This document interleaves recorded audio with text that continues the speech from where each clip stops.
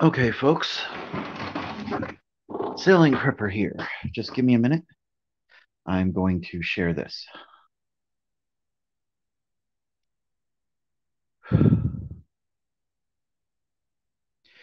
This takes a minute.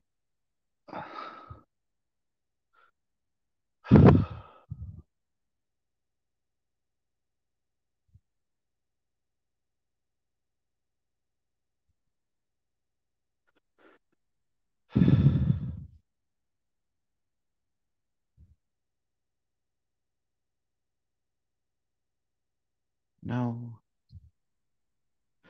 I'm supposed to be live. Here we are. Hey, Ryan. I made you administrator.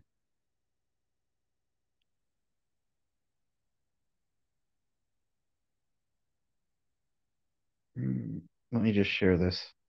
If you can, please share it. I'm going to just share it in the sailing prepper.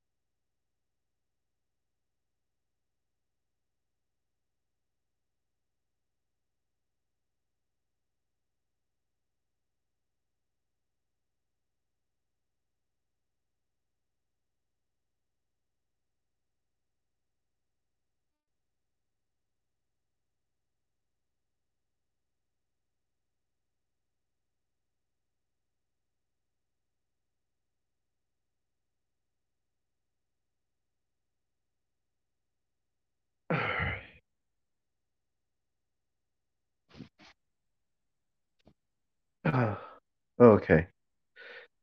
Am I 5 by 5?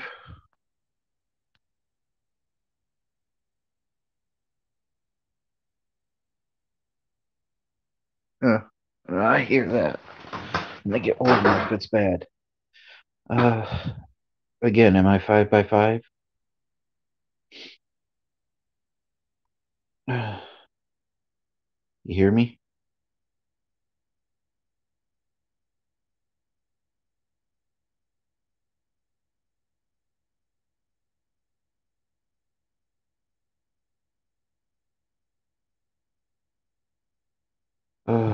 Well, I hope you guys can hear me. Uh, Reset that. Anyways, okay. So today, if you want to come in, I will. As always, you're more than welcome to come on in. Any of you people, apparently we have 3 people. Please come on up. The link to come in up on stage is here. And anyways, I'll start off by addressing the main topic. What is America's greatest enemy? Now, a lot of people think it's Russia. A lot of people think it's China or Iran. And to be honest with you, no, none of those are our greatest enemy.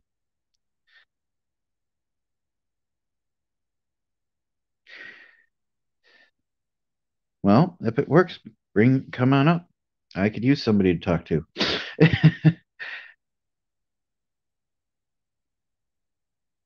It's open for you. Anyways, like I was saying, our greatest enemy is America itself. And then I go with Britain, France, and Israel for countries, anyways. Out of the countries that are our greatest enemies, America, France, Britain, and Israel. And then Saudi Arabia. Cannot ever forget Saudi Arabia. Okay. Those are our greatest enemies. And I will explain this. Okay. When it comes to America, we are our own worst enemy. We separate ourselves. We uh, have division within the country, and we look past all the idiocies in the White House, which makes us our greatest enemy. Okay. We most of us ignore, not all, but most ignore the idiocies between Joe Biden and Kamala Harris. All right. A lot of people ignore the idiocies of what our country does to our people, and it is horrible. And I have nobody in here. Well, hopefully somebody shows back up. Anyways, that makes us our own greatest enemy.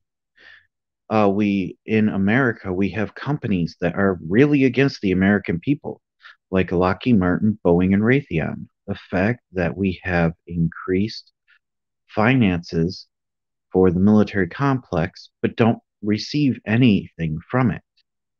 Okay. And when I mean we don't receive anything from it, okay, $21 trillion over the last 10, 20 years. Okay.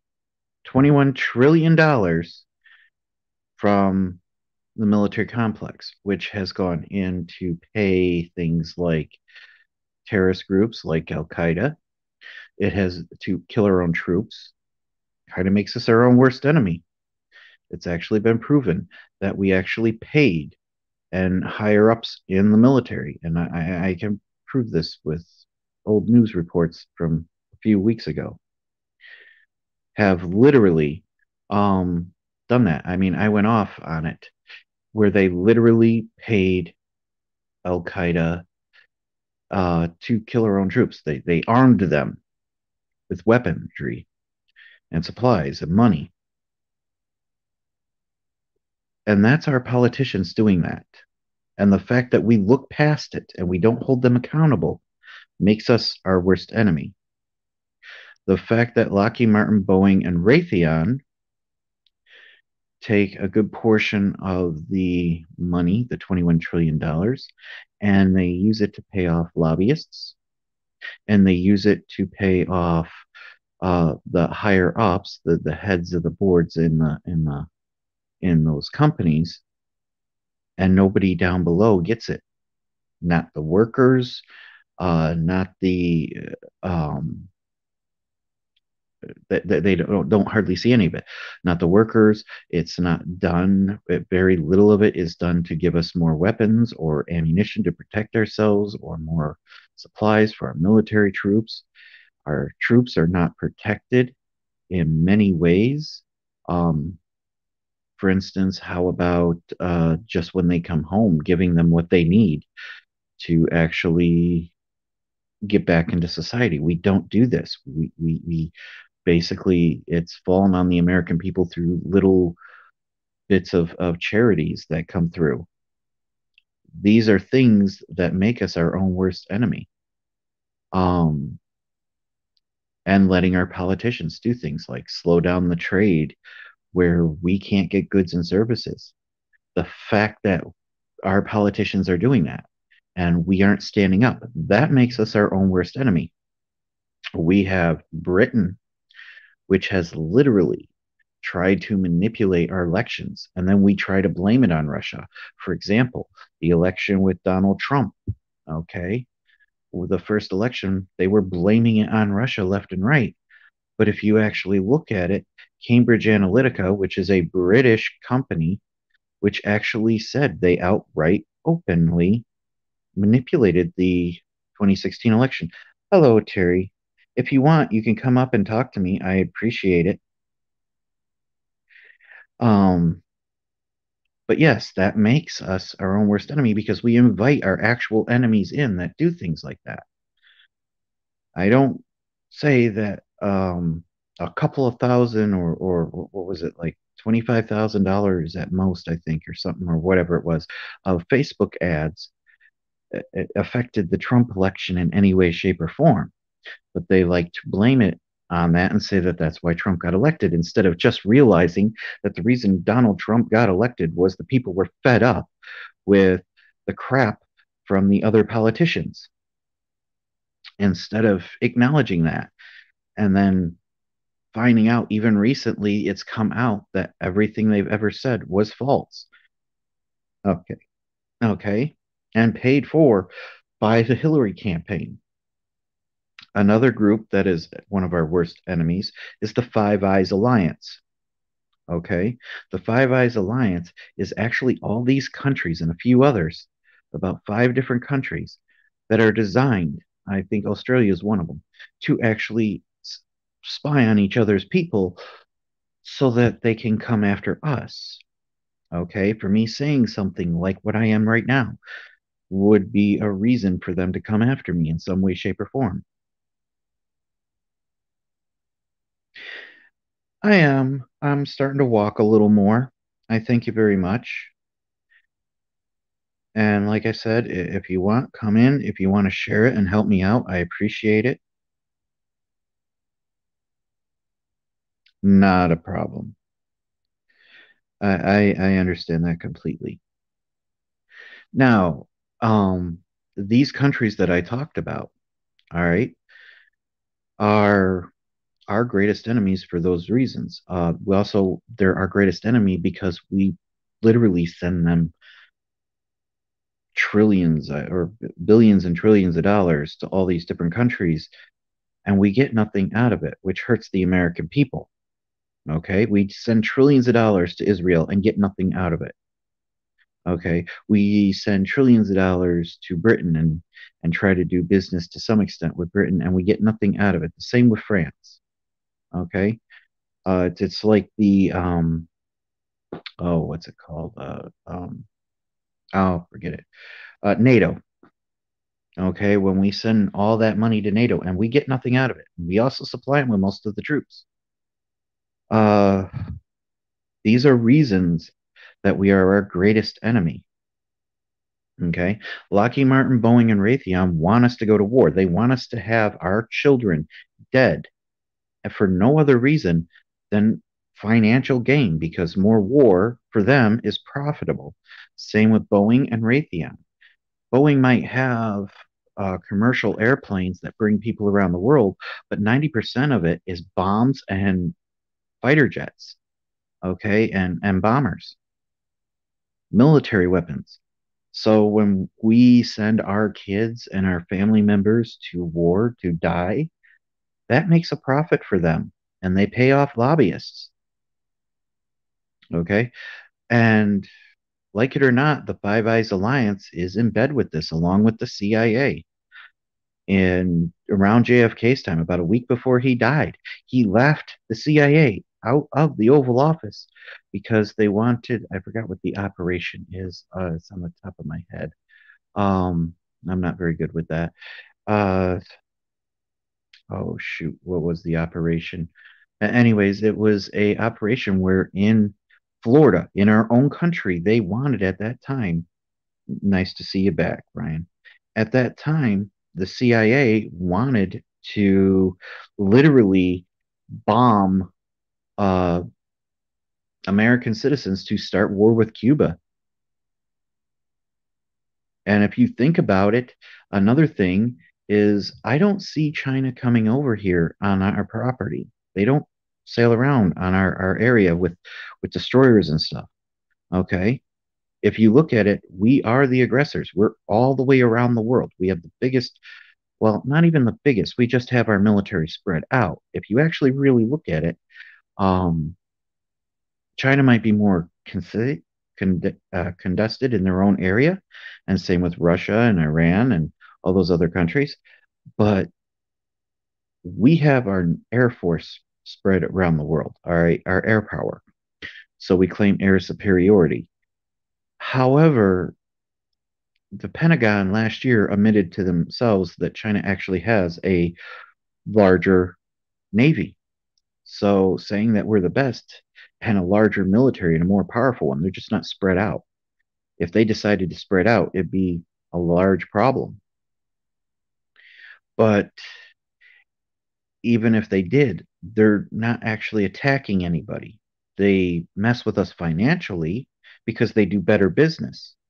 This is another thing that makes America its own worst enemy, because what happened to American innovation? If we had American innovation and we created our own stuff and did our own things and brought our factories back and were more of a producer than a consumer, we'd be better off. Like it or not, if we did that, we would be better off. And I'm not saying completely, because I understand that there needs to be some global trade. There are countries that have things that we don't. All right. If you want lithium batteries, I don't think we have lithium in our soil anywhere. And if we do, it's in small quantities. Um, Never heard of it. We have oil, we have other things, but we don't really have things that people want, like lithium, to make lithium batteries. And there's something that makes computer chips that's found in like Africa, materials and stuff. That's the reason we should be doing global trade, is to get the goods that we don't have here. And that's how it's supposed to be. Okay, in this democracy, is we do trade to get the goods we don't have so that we can make things and sell them. That would make America great again, by the way, financially, anyways. But we don't do that. Instead, we start trade wars, we start arguments, we start small little wars, we try to take over places. We're spreading our military thin. And I hate to say it, but it's just like the Roman Empire or the Syrian Empire years ago. Um, like thousands and thousands of years ago, if you want to go back that far. And that is something that we have a problem with. We need to consolidate. We need to make the people here better off. I hate to say it, but guys, like it or not, you don't want to believe it, but actually, the people in different countries that we don't like, in some cases, if we left them alone, would be better off than we are right now. And in some cases, like Russia, people in Russia are actually better off than we are. Okay. In many ways, there are things there where they may not have exactly the same freedoms we have, but then again, we don't really have those freedoms anymore now, do we? The freedoms we used to have. So we need to take back the freedoms we have and the freedoms we used to have, and we need to literally um, start working for us, for our own people. And we don't do that. We send money over to these 1% hacks, which is actually one of the greatest enemies America ever had, the 1%. Okay. The top richest class, not all of them, not every single person in that group, but a good portion of them, which are not for us. And they have no problem killing us or making our lives living hell for that very reason. Now, people say that America is a democracy. I say bullshit. America is only a democracy, or, you know, working on that. Exactly, Terry, exactly. Democracy is demolished in America. It is only, how you say, or I can't remember the proper word. You might know it. Um, but it's what we're supposed to be financially, the way we do our trade and our government, you know. Democracy is one thing. Ooh, somebody came up. And I will click you, add to the stream. I think it worked this time. It did. You're here. Factory resetting phone does wonders. Yeah. You lose As everything, but what the hell? Yeah. Do you know that I can't remember it, but you know how like you have the Communist Party and or communism, and you have uh um what is it? Totalitarianism and all that. I forgot what we're supposed to be. It's on the tip of my tongue. We're supposed to be a Oh, democracy, but we're also supposed to be something else. Republic. Yeah, a republic that basically pays for, that we're basically, the idea of it is supposed to be, this is what we're supposed to be, not what we are. where basically if you work really hard and you make good ideas and good investments, you're supposed to be able to do better in life. Correct? Yeah, that's capitalism. Capitalism. That's the word I was trying to think of. Yeah. Okay, we're supposed to be capitalism, Yeah, but where we're your only, initiative actually shows up in what you're getting. yeah, How much but you put into it. yes, that's the way it's supposed to be originally. But what I'm Yeah. saying is we're not a capitalist country. We haven't been Not for a long anymore. time. Yeah, well, we haven't been for a long time. If you actually look at it, even going back to 2008, or in some cases even later than that, or earlier than that, it has been capitalism for the poor class, for people like me and you, only to a certain Right. point, you know.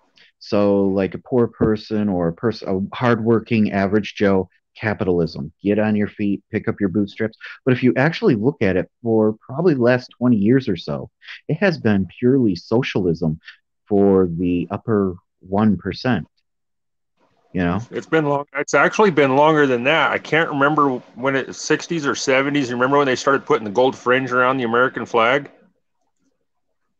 I actually don't remember when they did it. I'm not that old, but I remember since I was a kid, it was always there.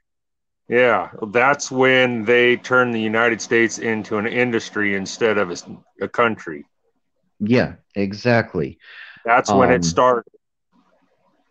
exactly. And by, well, actually, as far as when they turned it into an industry, instead of a country, that goes back to World War II. Yeah, and that was Because supposed to be removed yes, after exactly. the war. If you actually look at it in World War II, we had, Right. and this is where I'll defend Russia. In World War II, we were actually friends with Russia. They Yeah. actually made, and back then Russia was a communist country. Yep. Um, and we back in World War II, we had, you know, that whole thing about making arms and the women saying we can do it too and all that stuff.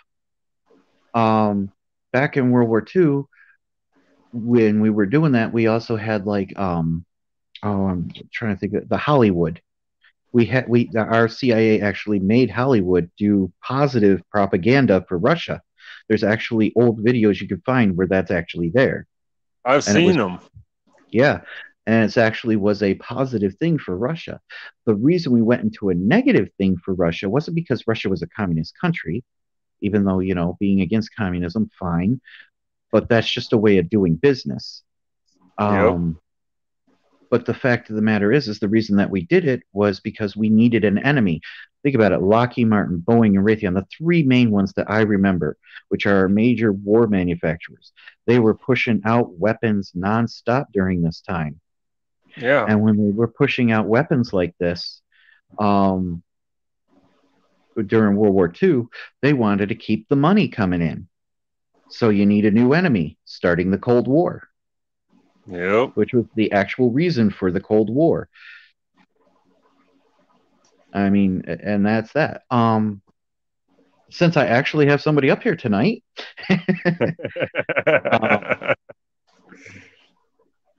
um, okay, so now that I've explained, in my opinion, what the enemies of the United States really are, to a certain point, anyways, the real enemies, because personally, in my personal opinion, China has their problems. They're not the greatest country in the world. Russia is Yeah. probably not the greatest for their people either, but they're not actually a threat to us. Well, China is financially, but that's only because they're doing better than us. Yeah. So I don't really blame them because I still believe in the old, you know, get innovated, make things better.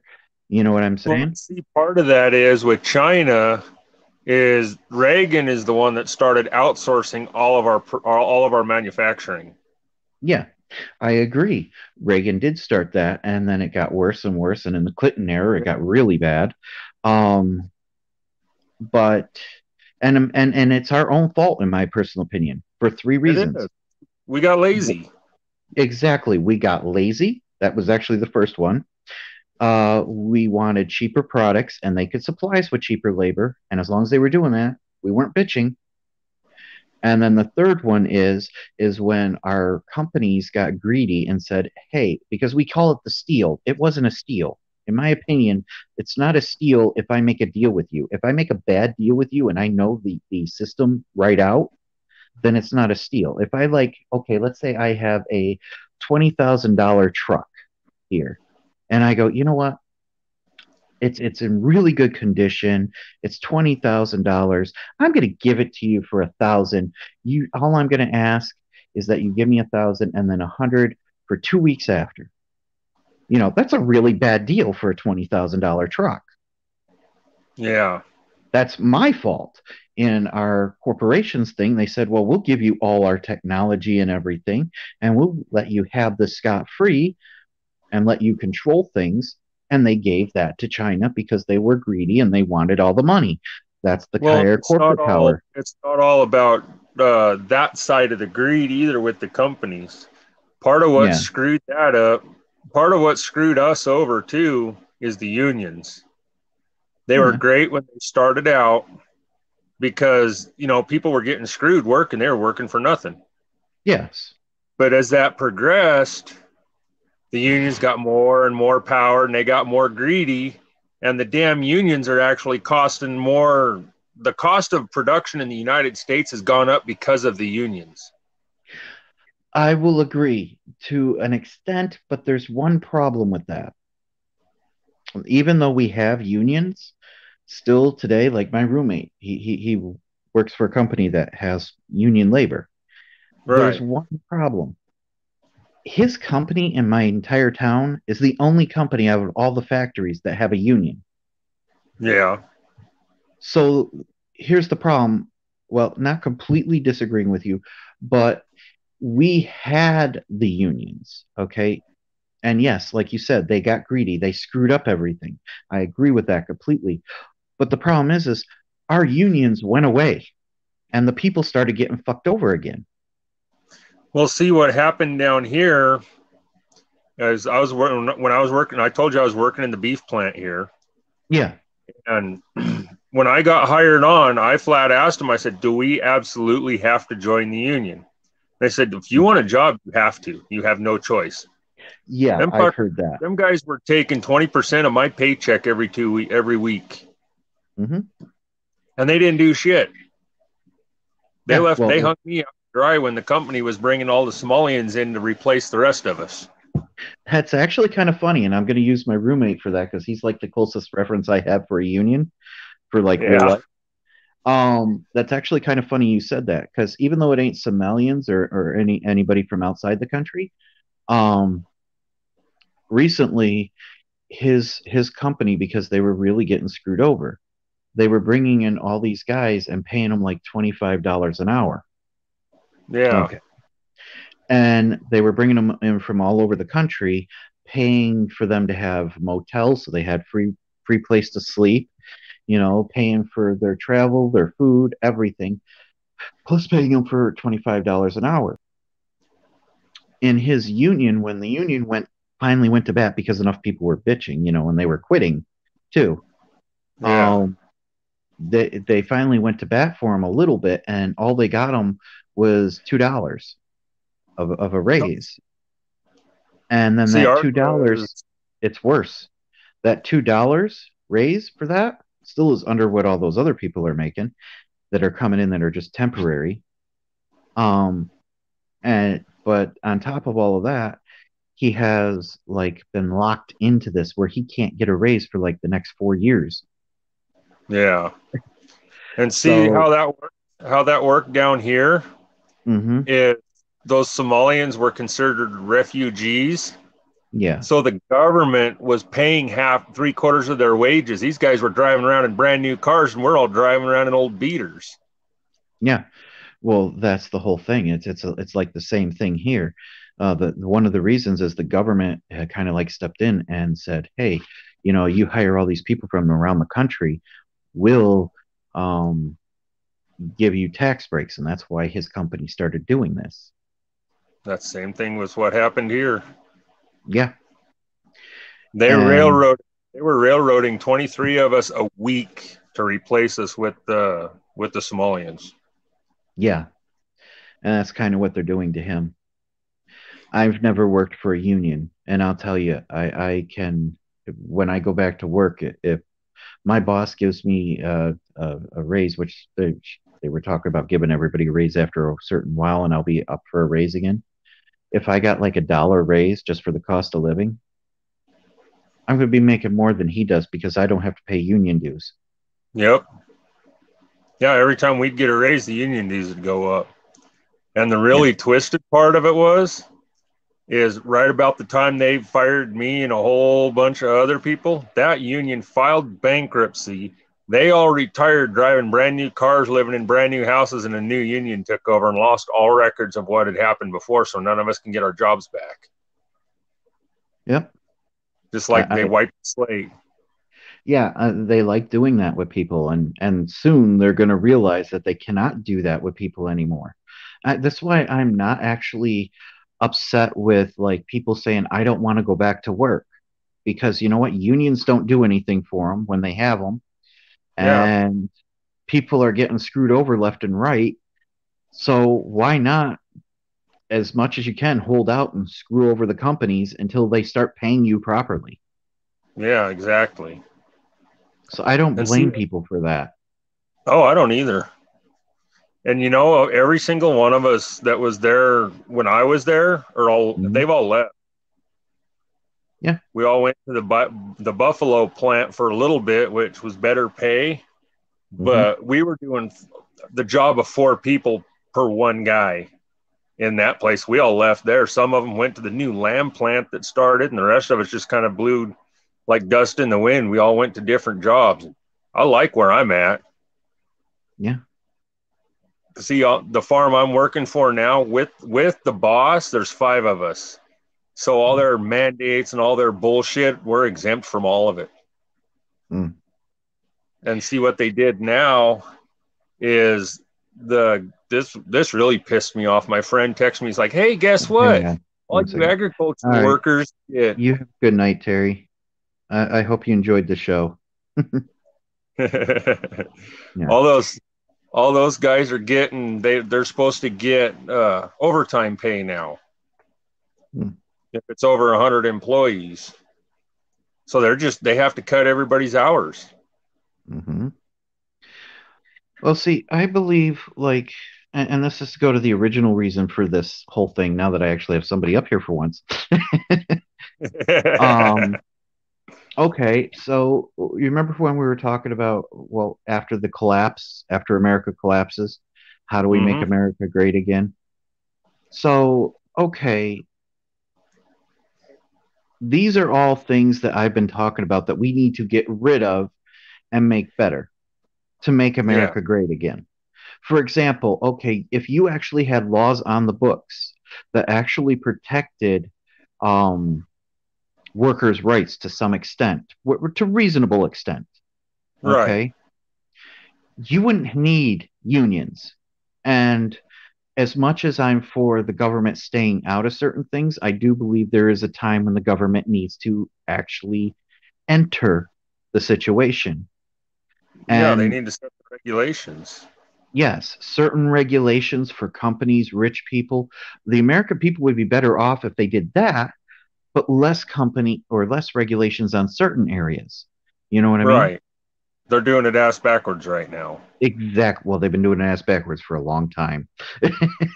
Yeah, last what, couple 100 years. Well, I wouldn't go back that far. I'd say they had a good stretch in the beginning. They were starting to make things better, and then somewhere between World War II and when we dropped the gold standard is when we just fucked everybody. Yep. When they dropped the gold standard is when they industrialized the U.S. When they made it. No, actually, it was before that. Mm. What was it? 1912, 1913, right around there, right around World War I, when they started using the birth certificates. Yeah. Well, you had the birth certificates, I think, before World War II, but I don't know the exact year. But I do know right around the time, and I will say this, right around the time of um, the World War II. when Hitler actually started Nazi Germany and Right. started actually taking Jewish people like me, uh, and tattooing them numbers on them. Right around that exact same time is when we issued the first Social Security number. Yeah. And And we then that's just when didn't yeah, we just didn't tattoo it on people, but we kind of like did the same thing without tattooing. right. And all that is an industrialization, Yep. getting us into property of the states. Hmm. Because And I actually had an article that I had read about all that shit. hmm It's been a while. I'd have to find it again and send it to you. oh, definitely. Um, it's actually nice to have an open night with somebody up here. I'm sorry, it's nice. It's all Better right. than that. Um, but like I was saying,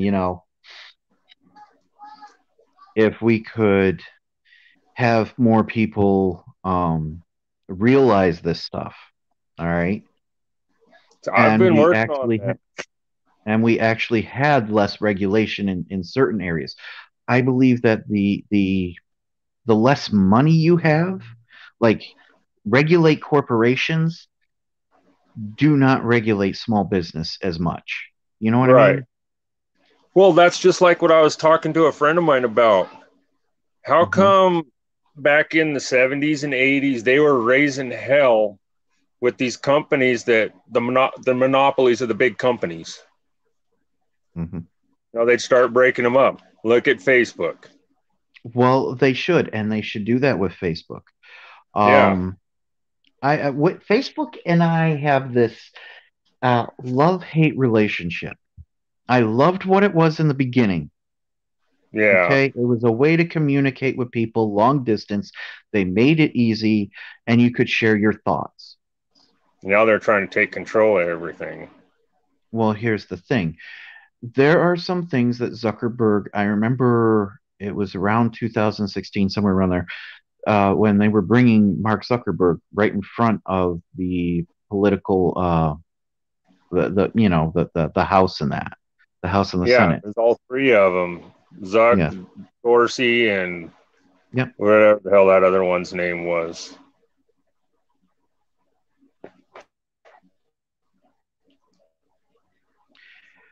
Okay, not a problem. I appreciate it, North Carolina girl. Nice to see you here. I hope you feel better. I feel you on the health issues. I'm having them now myself. Um, yeah. So, like I was saying, where was it? Oh, yeah. When they were bringing him in, now there were things like he actually admitted where he said that everybody basically had a phone number had Facebook. Like, for example, let's say you never had Facebook ever added on your phone. Okay. Yeah. But let's say me and you were like really good friends and I had your phone number and I called you back forth, but I have Facebook. That automatically they put a full profile out on you on Facebook. Actually, they put a Yeah. profile out on you as a possible terrorist because you don't have Facebook, and then they send that back to Oh, the government. And that was something they were doing. As a matter of fact, he never stopped doing it. They yeah. were more Well, that's worried just like, about people having freedom of speech and not censoring enough when it should be non-censored than anything else for our politicians. And people weren't realizing that that's what he was getting yelled at for. So what if somebody has a different an opinion? You don't yeah. like it and you don't like what he says? Say these exact words. Fuck you. Yep. You I know what use I that a mean? lot. Exactly. So what? Well, I have a different opinion than you. You don't like my opinion. That's okay. It's my opinion. They're all like assholes. They all stink. And we all have the right to our opinions, but apparently not yep. anymore. Well, and that's the funny thing now.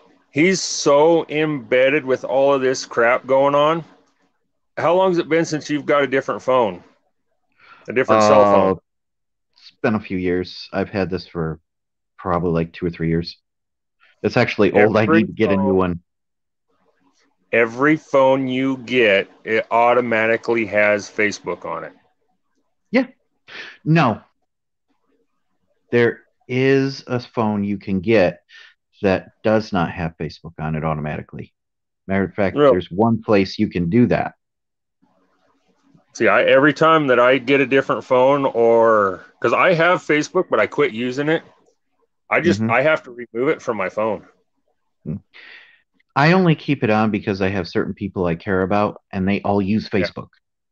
Um, that's what I got. but I keep Messenger on there, but not actual Facebook. yeah. Um, However, and I kind of use it to like share my thoughts and stuff for this. I put my live streams up on there and that. Um, However, I hate to say it, but if you go outside of the United States and order a phone from outside of the United States, Mm-hmm. there are phones in certain countries that do not have Facebook. You have to Right. actually add Facebook to it. They don't automatically give it. Well, and I was reading a deal earlier today too. It was a Joe Rogan podcast actually that popped up on my phone. That Yeah. somebody shared it on a gaming app that a friend of mine Mhm. has, because he left. He's still there, but he quit using it. Mm. So it was a gaming app. Well, one of them shared a Joe Rogan podcast, and all this crap going on with like Facebook and everything else right now. They were saying that they're getting a step closer to everything being virtual reality, like what we're doing now. Hmm. 1 second. Uh, North Carolina girl, if you're still here, if you want to come up, you're more than welcome. The thing's Yeah. on here. I'll even share it again. I'll post it again just so you can see it. But what they were saying is they're pushing so much of this virtual reality and so much of this online connecting and stuff Hmm. that they're basically just trying to get everything online. That's why the lockdowns were a test and all this other crap that they were doing. I'm okay if they want to put everything online as long as they do it with blockchain technology. Right. And the reason I say blockchain technology is the reason that the government hates blockchain technology and the They reason can't. I love it so much is they can't mess with it. Yeah. I'll give you an example. Have you ever heard of Panquake? Uh, it sounds familiar, like it popped up somewhere, but I haven't actually looked into it. It's a group that have been trying to start a community, kind of like Facebook in a way, or maybe No. like a Twitter, but they're using blockchain technology. Oh, So so here, they can't. You can't like just the government can't just look in on you. well, here's the thing. It's open source, right? So like blockchain Right. technology is like, okay, for I'll use example for Bitcoin. If I purchase Bitcoin from one wallet to another, you can see that the purchase was made from one wallet to another, but you don't get to know that I own that wallet, Oh you know? yeah. See, that's the difference. That's why the government doesn't like it because you don't have to give in Panquake. You don't the way they want to set it up. Forgive me, I'm just gonna move around. The way they want to set it up is basically in Panquake, it's a blockchain technology system, so it's ran by everybody, just like Bitcoin is. So, like, if you Okay. have for Bitcoin, they have all those miners. The Yeah. miners, all the people in it run it. It's not ran by something else. You know what I mean? They can't. Yeah, they can't stick their fingers in it as easily. Exactly. But anything you go out there, well, I'm sorry, North Carolina girl. I don't know why. The link's there. It's also at the top. Okay. See you in a little. The Um, reason the reason that link wouldn't work for me is because I was using DuckDuckGo, oh, and yeah. My when I reset my phone, it gave me the option of either going through Google or going through DuckDuck. Well, this time I picked Google, and that's what let me get on here. Yeah, StreamYard and YouTube, they prefer Google and YouTube for you to go through it. Yeah. Yeah. Yeah. So that's Um, probably why it's not working for her too. She probably has all that shut off. yeah. But like I was saying, with Panquake, So it has that whole open source type thing where, I mean, there's some moderation, like they can moderate certain things and take certain things off, but Right. it's completely open. Like they will tell you why and they will show you why they took you off immediately, you know? Yeah. Then it's So not that like go so like go they around the back channel crap. yeah, so like say somebody puts child porn or something like that on, they immediately will do that. Um and it will be regulated that way. And it will show why instantly. There will be an open thing that shows why you were taken off. Makes sense. Ooh, I got somebody coming up here. Hang on one second. North Carolina girl. Add to the stream. Nice. I Hey, actually met how's my volume? Is my volume okay? Yeah, your you're value. good. Fine. Okay. Well, I got through with DuckDuckGo. Come on. Nice to meet you. I can't say your name. Can't Kamikaze Cowboy. Nice to Yeah. meet you. It's Ryan, but I use that just to mess with people. That and I'm a little Yeah, crazy. I'm Deb. I'm Deb, and I'm just as crazy. So anyway, I had a comment about the Facebook situation. Yeah. They added Meta, which is something they've been warning about us for a long time. Now is when they can take any photo we've ever put on there, any post we put on there, and it's completely and totally open game on the internet. They can take anything from us, past or present. Yeah, I saw that. Yeah, they've been kind of doing that anyways. They just made it to where it's legal for them to purge everything you got. I knew they were doing it. I knew that they were up to something, that this change meant something bad. And of course it does. Yep. Well, if you guys the I because I do follow Panquake, if you guys do want a safe place to go other than MeWe, because MeWe is good, but something that's even safer, try to help support the idea of Panquake. I'm telling you right now, because Panquake, once that's up and running, it is the one thing that I look at it this way. What does the government put down constantly, try to hide from people left and right? And Panquake's one of those. Like people mention Panquake, what it was supposed to be, and on website that was literally taken down instantly.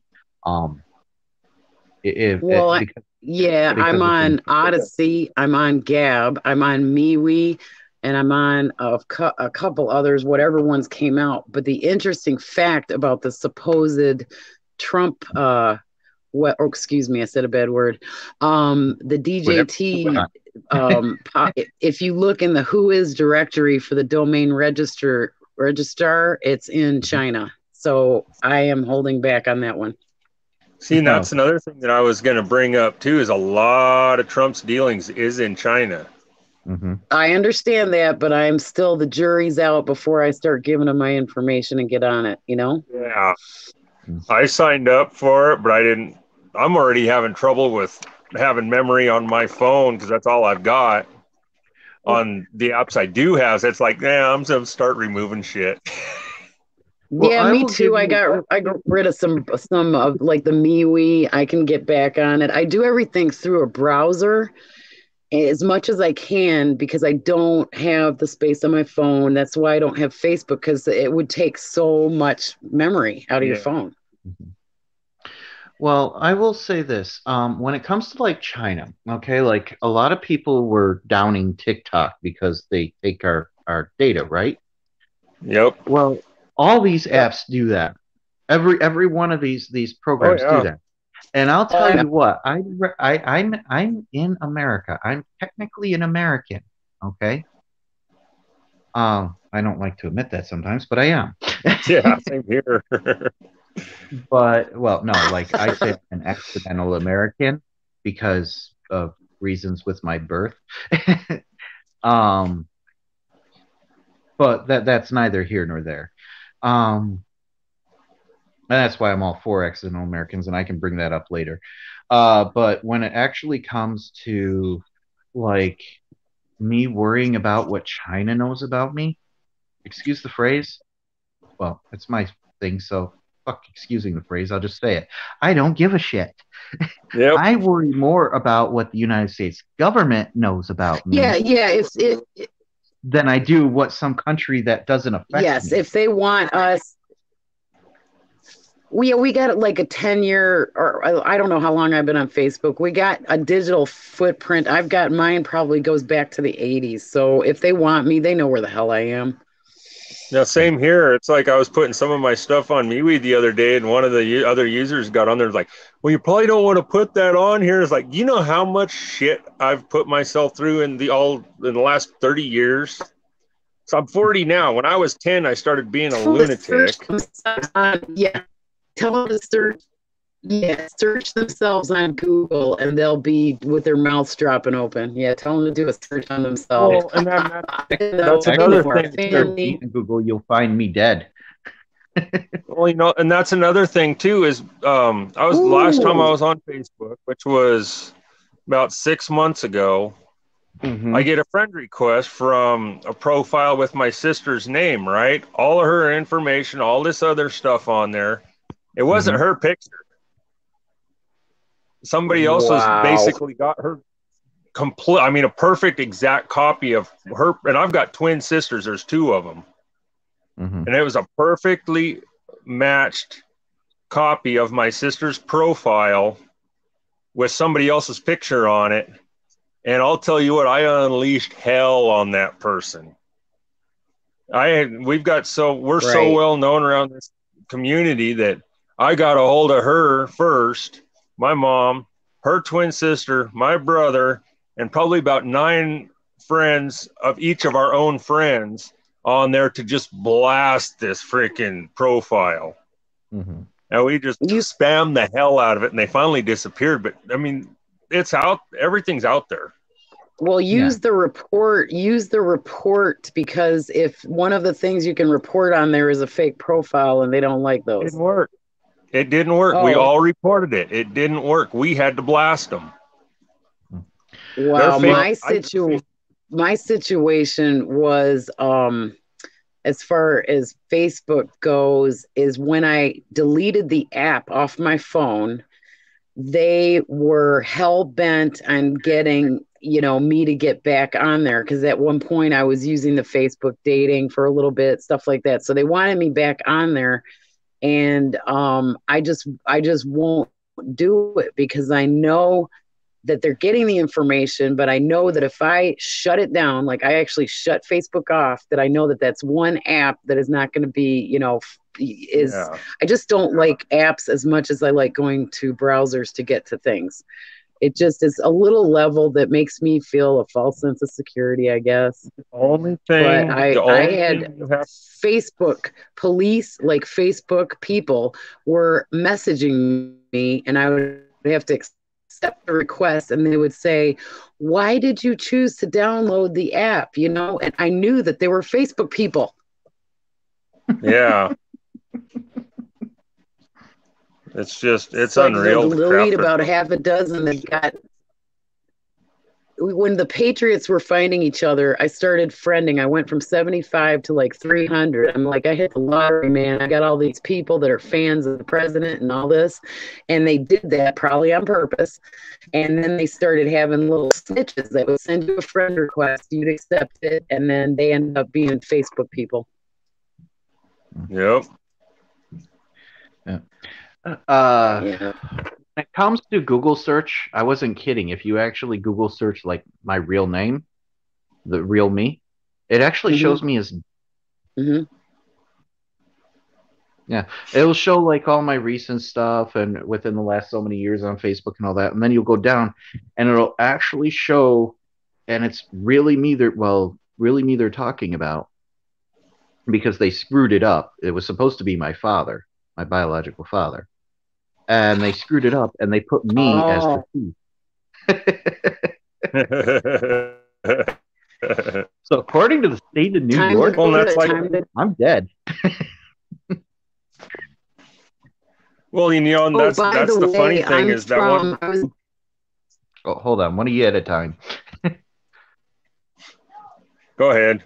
No, I'm letting him go. I'm talking. Okay. Whoops. Sorry.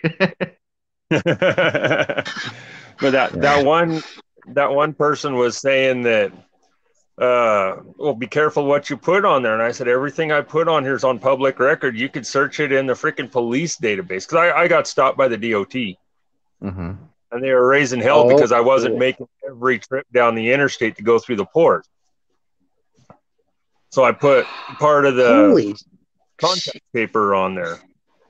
It's like, oh, don't put that on there. I said, I'll give them my damn social security number. My credit is so whacked and everything else from people getting a hold of my social security number and everything else. They can have it because it's going to screw their lives all to hell. Yep. This is what I wanted to tell you. I was born in Rochester, New York.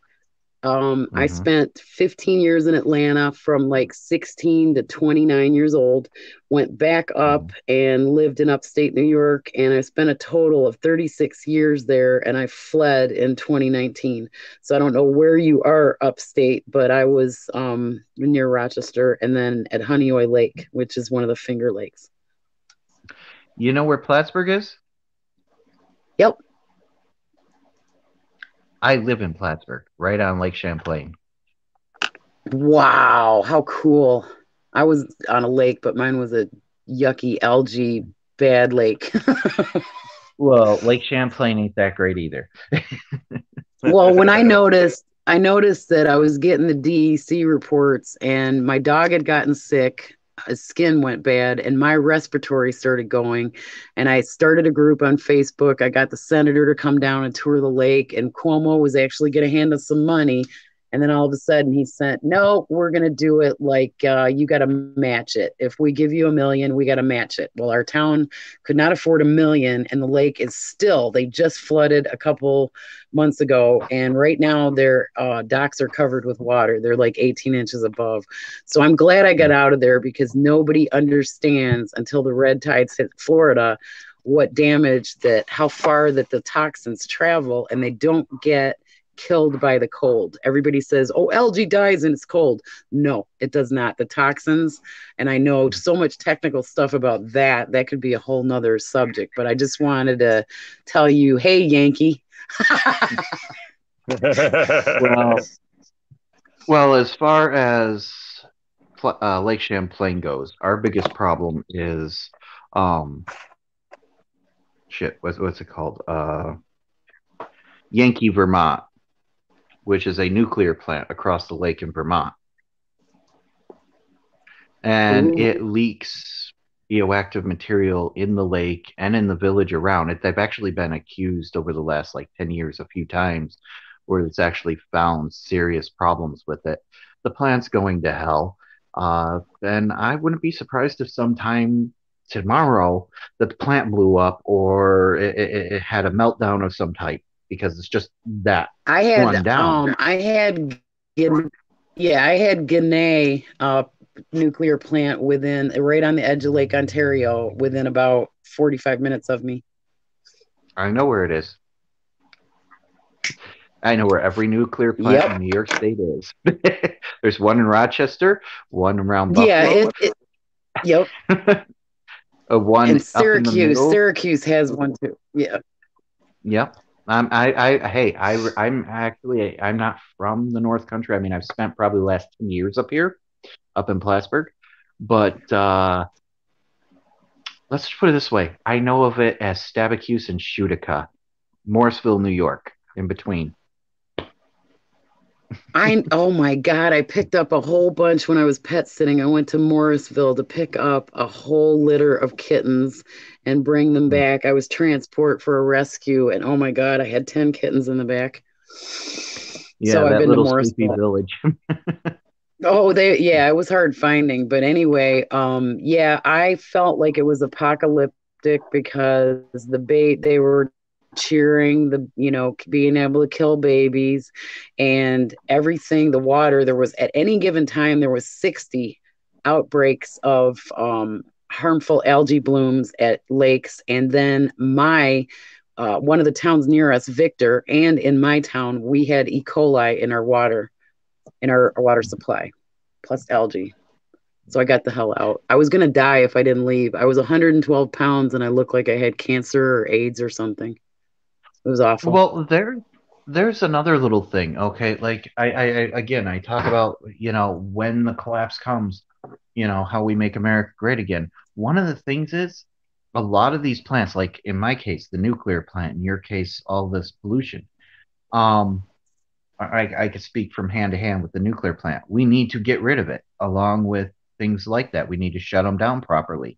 They're trying to keep it going because they're a corporate program that's making money off of something that's dying and endangering the American people. If that blows, we got a serious issue. It could be like Chernobyl, if you Well, all know what I'm talking about. there's a tower. I don't know. I think I heard it was in China. I'm not sure what country it was in. There is a tower that is the size of a high rise, and it's where people have put their nuclear waste throughout this time. And there's no way to get rid of it except to basically dump it in an ocean. So that's another thing we have to worry about. No, there are other ways to get rid of it. Oh, I know there are, but their way to get rid of it, Yeah, their way is to store it and to find the cheapest way. If and you kill really us all. wanted to, if you really wanted to get rid of all this excess nuclear waste, it is really simple. Okay, put it in a rocket. We make plenty of bombs and missiles that go into the atmosphere. Set it far, far, far out of our way, and literally launch it, because 90% of space, at least within the solar system, is touched by an extreme amount of radiation. So it ain't going to hurt anything out there. Yep, blow it all I agree. up. It is the Hey, can we easiest. can we send some politicians like Spock in the little tube? Can we send them too? I would be glad to literally get rid of 90% of our politicians. Like I said, Hey, every one of our politicians are nothing but crooks and traitors. We have good news though. Maxwell is pretty much being fed spoiled food, and she is being not taken care of very well in her little jail cell. And the one guy said, no wonder regular food tastes different, because you're used to eating children. Yep. Like, on a serious approach, we have had our government officials, okay, the last 10 to 20 years at least, if not longer, well, definitely over since 9/11. We have, shortly after that, literally had our politicians go through a budget, and a lot of our military budget was sent over to Afghanistan, given to the Taliban. When ISIS was created, we sent it and gave it, not a problem. We gave it to the Taliban. We gave it to ISIS. We gave it to all these terrorist groups to arm them. Yep. And then they turn around and use those weapons against us. You want to know why we didn't defeat the Taliban? It's because we were paying for them to fight us. Yeah, and then we made them look bad when we were actually doing dirty, rotten things like sending our troops out with no identification on there, sending them out in the little doom buggy type things the military use, and setting those fires. We set those fires, and there's a doctor that is on YouTube, and I can't think of his name because he's been taken off. It begins with a B, but there's a doctor whose friend was actually part of that mission. We set those 11 fires. We set the oil fires ourselves. Mm-hmm. Well, there were some other oil fires that were set, but it wasn't the Taliban either, and it wasn't us. There was a time when basically people from those countries were saying, Americans, get the fuck out. If this is what you want, we'll light it on fire. Just leave. And that is an actual thing. But do you remember when we were going to Iraq and we were going after Saddam Hussein, and everybody was saying that on American news that all those people were saying, "Hey, Americans," and all this and all that? They weren't. They got the wrong guy. They got the wrong guy first. Well, that's a totally thing that I'll gladly talk about. But they were not saying "Yay, Americans." It was all propaganda bullshit, because most people don't speak the language. I actually do. Oh, that's handy. So the minute they were saying that this was that, I actually knew what the hell they were saying. Well, I speak a similar language. I understand Hindi. So Okay. I spent some years living with people from India in America, but I was learning their language because, well, I always had this fear of, well, what the hell do I know what you guys are saying behind my back if you're not speaking English? You know? So I kind of like forced myself to learn the language. And Pakistani, Iraqi, Afghanistani, it's a very similar language on each part. It's like going to Mexico and you speak Mexican, but then there's also Puerto Ricans, which speak a different form of Spanish. There's Spain Spanish. So it's kind of like that, if I can verify, get you the idea. So a lot of If those you know languages if you know Mandarin, you're gonna be my hero. I can't be your hero. I should have learned it. Okay. No, but that's intense right there. All I know in Mandarin is ni hao, imway. And that's it. No, I understood that. I understood that because of that particular situation. I wanted to hop on for a minute. This is what happened today. I had a broom across the door so that my dog would not stick his face in the litter box, some neurotic thing that he's just started doing at age 9. Tripped over the broom, there was a glass mirror on the door, and I ended up taking about a quarter size hunk out of about an eighth of an inch glass with no frame on it.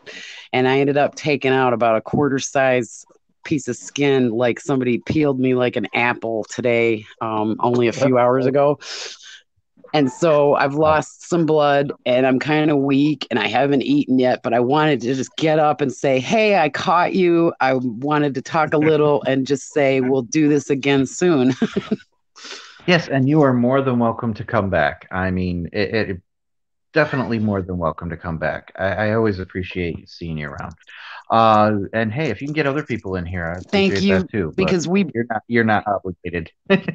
I will. I'll share your links. I'm a good PR person. I'll share that out. And I also am very happy with smaller groups lately, because when you get 10 people on panel and talking over each other and anger and talking about bullets and guns and militias, I just don't get into that right now. People get way out of hand.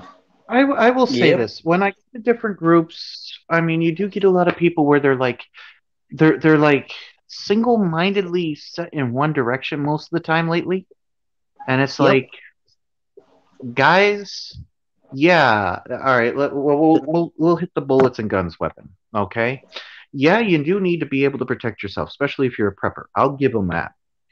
Mm-hmm. But people extremely go out, like say, well, if China and us were at war and they invaded, we'd be able to defend ourselves with a few guns. I'm sorry to say that, but if you've ever seen war, that don't mean shit. It's who's got the bigger bombs and planes and tanks. Mostly bombs and planes. Not that. And I'm sorry, I'm not going to take my little 12 gauge and take down an F-16 or some type of whatever jet or bomber they have, unless it's flying low enough. And even then, I'm not going to take it out with my little scat gun. No, the number one problem that preppers forget is before you buy your supplies, have your guns, got your bunker built, you better not be afraid of dying. So you go get it. Well, I am definitely not afraid to die, but that's because I've faced it way too many damn times. Yep. I think I'm at 6. So I'm going to make a graceful exit here and thank you so much for having me on, and we'll get these things a little bigger, but we don't want to grow too big to where everybody's, we got all kinds of attitudes and we got to start moderating and kicking people out and trolling and all that. If I have, well, I've already had a troll at one point the other day. Believe it or not, I actually had somebody. They kept sending this like spam thing in the chat. Do you have moderators? Do you have moderators yet? I don't even know how to set that up. Well, figure it out because I'm a good one. In that MeWe group? In that MeWe group? No, here. I actually here? had someone come on my live chat the other day, Oh, and yeah, they that's started that like, one that I kept reporting until they got him off of there. yeah, I have one that kept like a few of them I get, and what they're doing is they're like a lot of times like in my YouTube, I'll get them and they'll like either in the live chat or in like the comment section, and I'll see it and it's a comment and I go, oh great, somebody sent me a comment, and then it's a link to some sex chat site. Get out. Yeah. That's a new one on me. I haven't had that yet. Yeah, I go and I see somebody sending a link, and then half the time, well, not half the time, but it's happened a lot, and I've like literally banned people, No. and I don't even know who these people are, and it's just links for this, and I get it a few times. Wow. All right. Well, y'all have a good night, and I might see you in around in the chat sometime soon, like tonight or whenever. Yep. I will let you know, I've been doing this for the last week or so around 8 to 9 o'clock. The last night it was a little late, but roughly I usually get on around 8 to 9 o'clock and I start this up.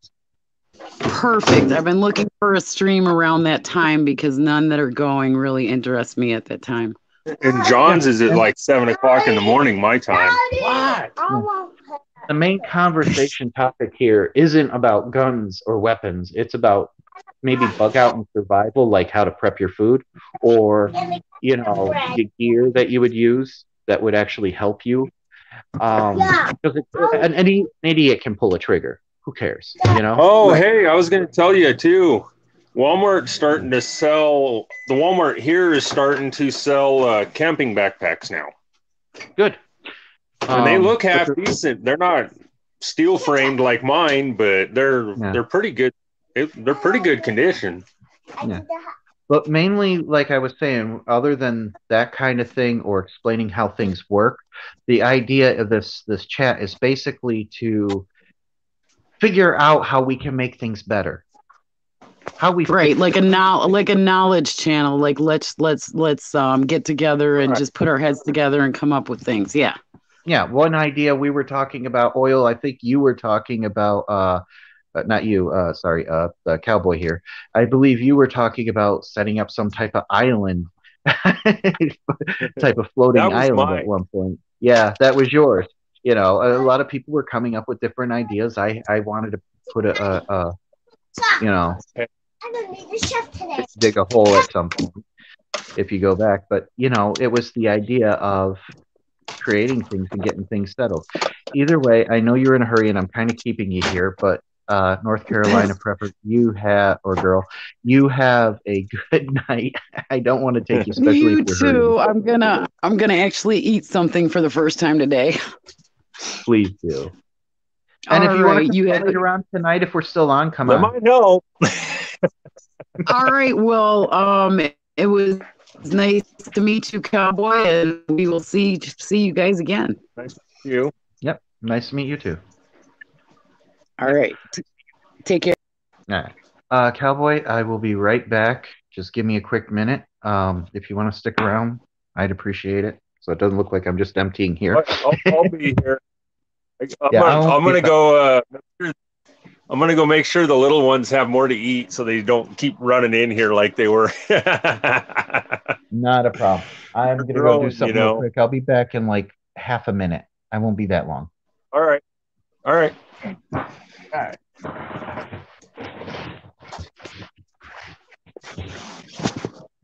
You guys got enough stuff now? Huh? Good.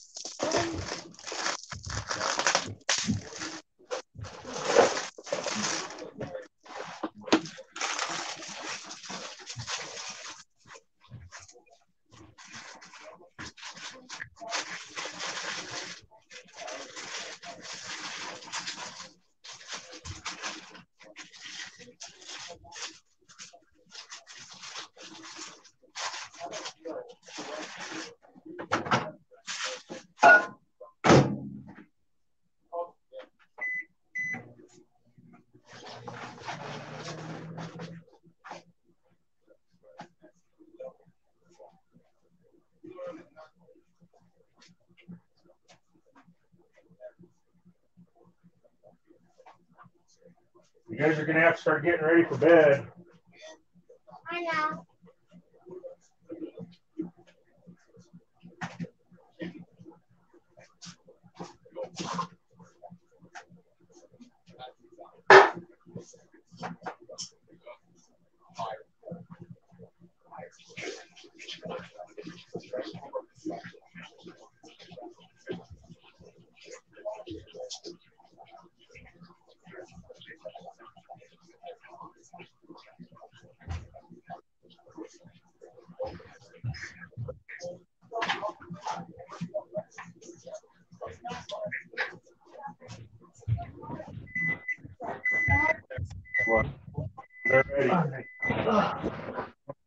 Never easy for me to get around.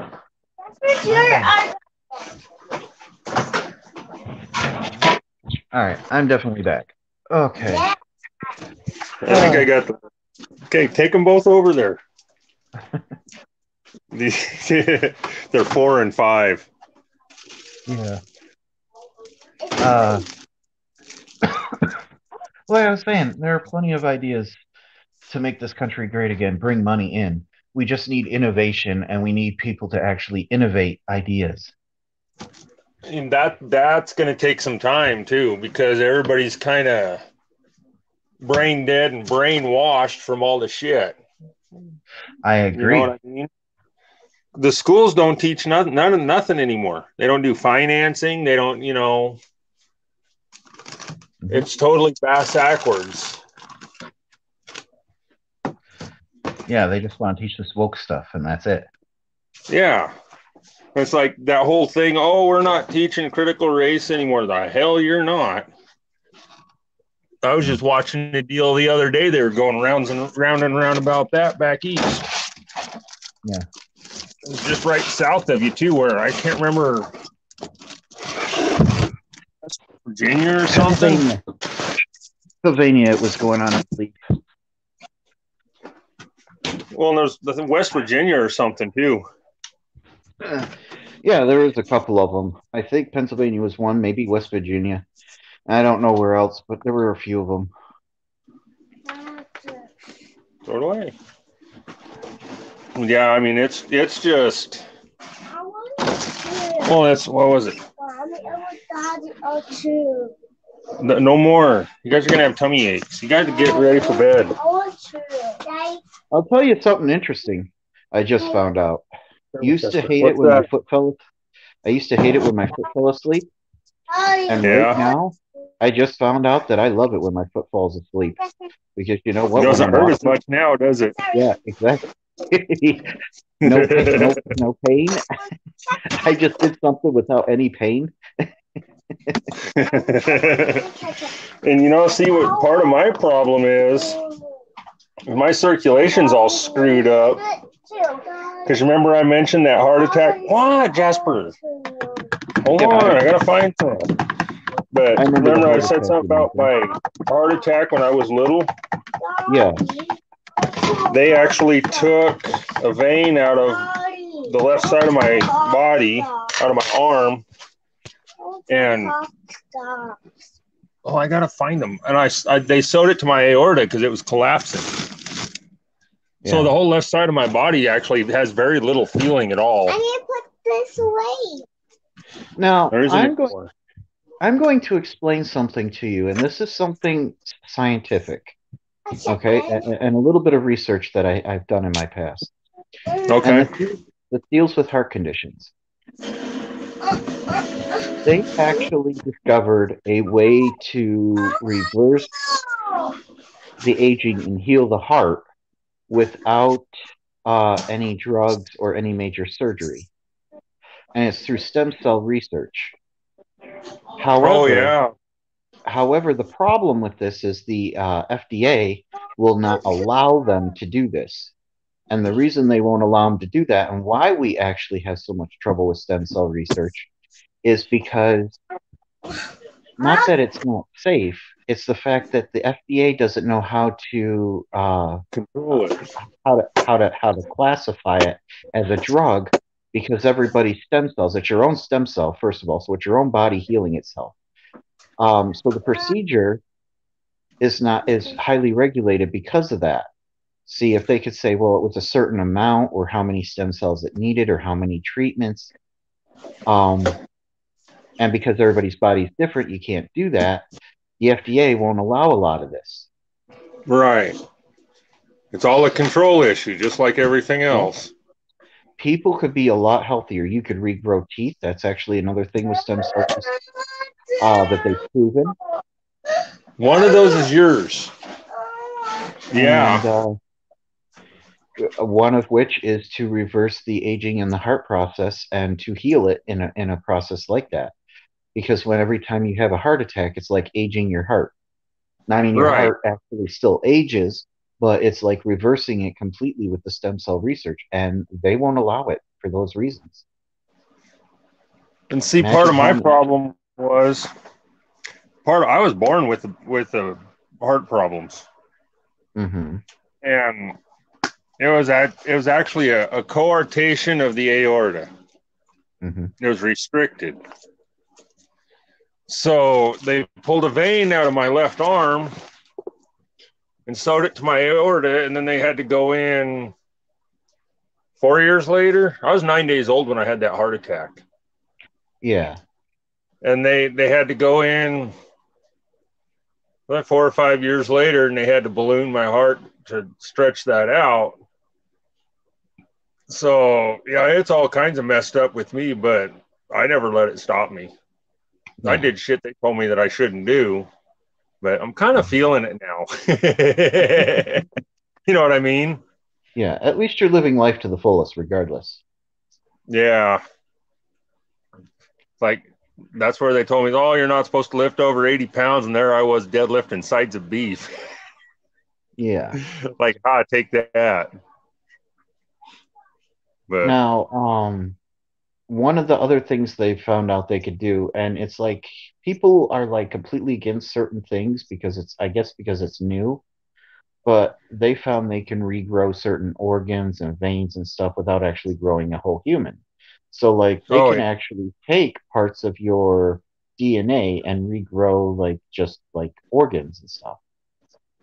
And they could actually help people if they were allowed to insert some of this stuff that they know is actually, workable. But then, like I said, little things, because the FDA doesn't know how to classify it as a drug, because it's not a drug in the first place. Yeah.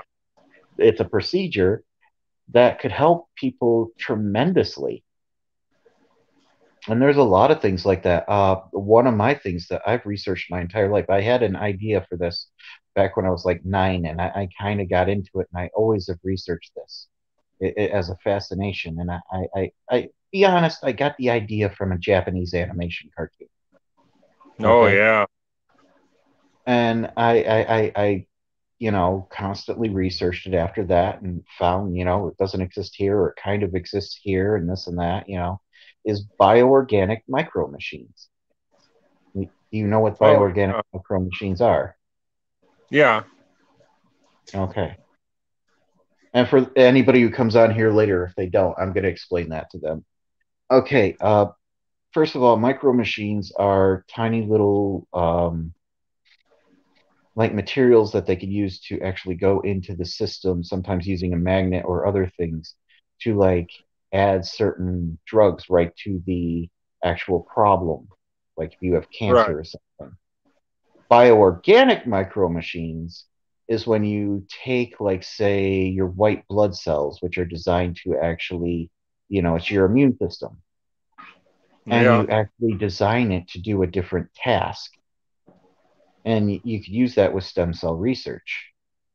So it travels through your system freely and on its own and does whatever it is. And they've learned that they can actually, reprogram certain cells in your body to do different tasks. Right. So imagine if you had new cells that was more efficient on like clearing up the plaque in a vein, or could do certain things like that. People could live a lot healthier and better lives doing that. Right. And longer lives. Which I don't know if is a good thing or a bad thing. We are kind of overrelated. There's some days I wonder why the hell am I still here? Yeah. You know, how Yeah. am I still here? It's kind of a hit and miss on that situation. Yeah. We have the technology to do a lot of things, but it's that technology is set up for just the 1%. Right. I mean, And you know, that's another problem. like if Bill Gates or Elon Musk want to build a new type of airplane and they spend a year Oh, doing it and commercializing it to sell, they'd have it done in no time. my phone died. I got to plug it in. I'll be back here shortly. Okay. But someone like me and you, yeah, someone like me and you, we have to jump hurdles through the FAA.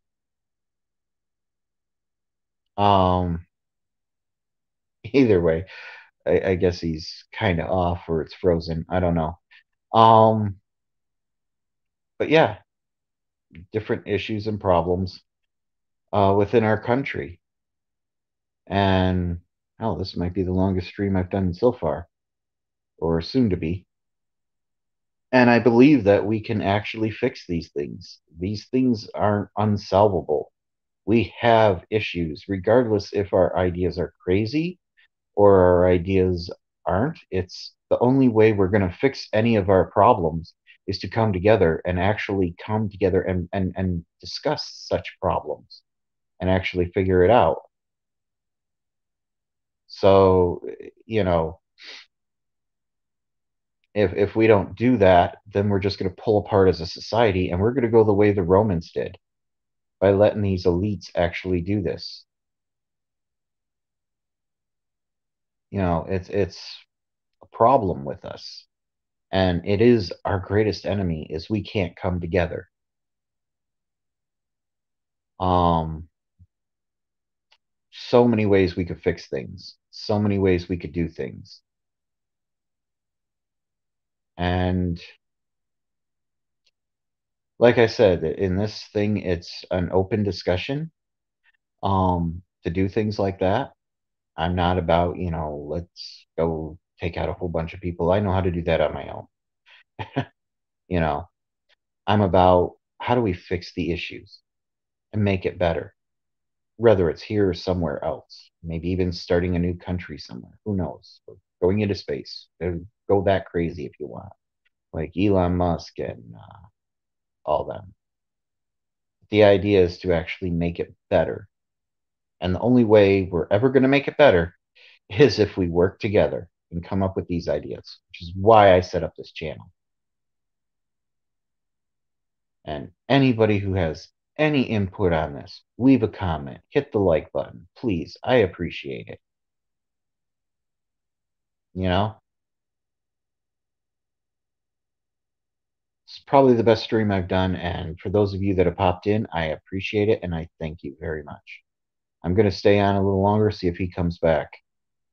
He said he'll be back in a little while. Um, let's see. I've covered a lot of things that we could do. One of the main things we need to do is stop actually aggravating everybody else in the world. Fine, Trump said in the beginning, put a dome over us kind of speech. We didn't follow that. We didn't do that during his entire presidency. He failed us on that one. Whether he tried, whether his intentions were good, it was a failure. Okay, he did not succeed. If you like Trump and he says he's a businessman, well, that's a businessman thing. They want um, results. They don't care about anything else. So where's the results? All right. Instead, now we have Biden and Kamala Harris, two pieces of shit. One that's a complete racist piece of shit, and the other one that's just a fuck up in every way, shape, and form, and a corrupt, evil bitch. They were set together perfectly because you know what? They were just as corrupt and just as evil and just as much of a fuck up. I didn't like Biden since before he even thought of being a president. Okay, he wrote things into bills that were designed to actually imprison more people in the United States for less. Um, which should not have happened. I don't believe imprisoning people for every little thing. It's one thing if you commit a major crime, rape, child molestation, murder, robbing a bank, or armed robbery of any kind, you know, major theft, fine. At that particular point, person goes to jail.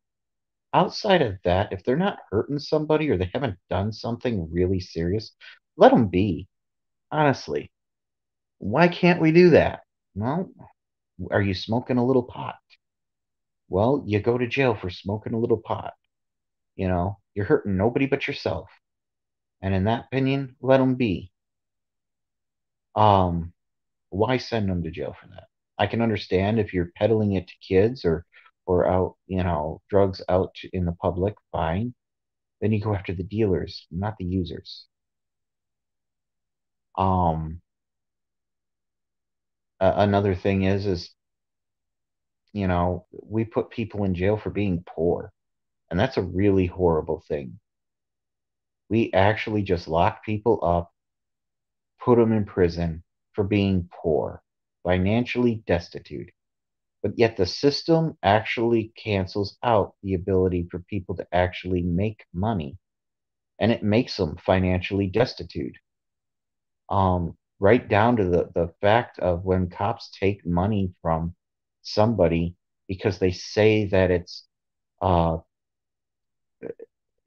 say that they're suspecting them of a crime.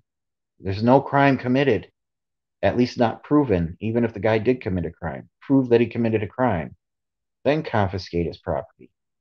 Otherwise, it's just theft, and it's no different than the mob or a person walking into your house and stealing. It's a police officer committing theft. A legal way for a police officer to commit theft, which brings down the society. So yeah, there are tons of things out there that we have done. We have the CIA, which has literally done things like Operation Condor. They basically lied about to get us into the Vietnam War. There are so many things out there that people have done or that the CIA has done, including hurting our own people. It's an evil organization. And JFK was right when he said it needed to be tore down and built up from the beginning. It's something that should happen, and it's something that needs to happen. We need to tear down the CIA, and we need to hold our politicians accountable. And like I said, anybody wants to come back in, be my guest. I could use people to talk to. The link's right there in the live chat. If I need to set it up again, let me know and I will. But yes, we have problems. The CIA is one of our greatest enemies there. That is one of them. Why? For many reasons. One, they've plotted against the American people in many occasions, provenly plotted against the American people. Two, they cause problems for our allies and enemies alike with things like Operation Condor. If we didn't have things like Operation Condor, which, if I need to explain it, it's basically when we... Ooh, somebody's coming back. Yep.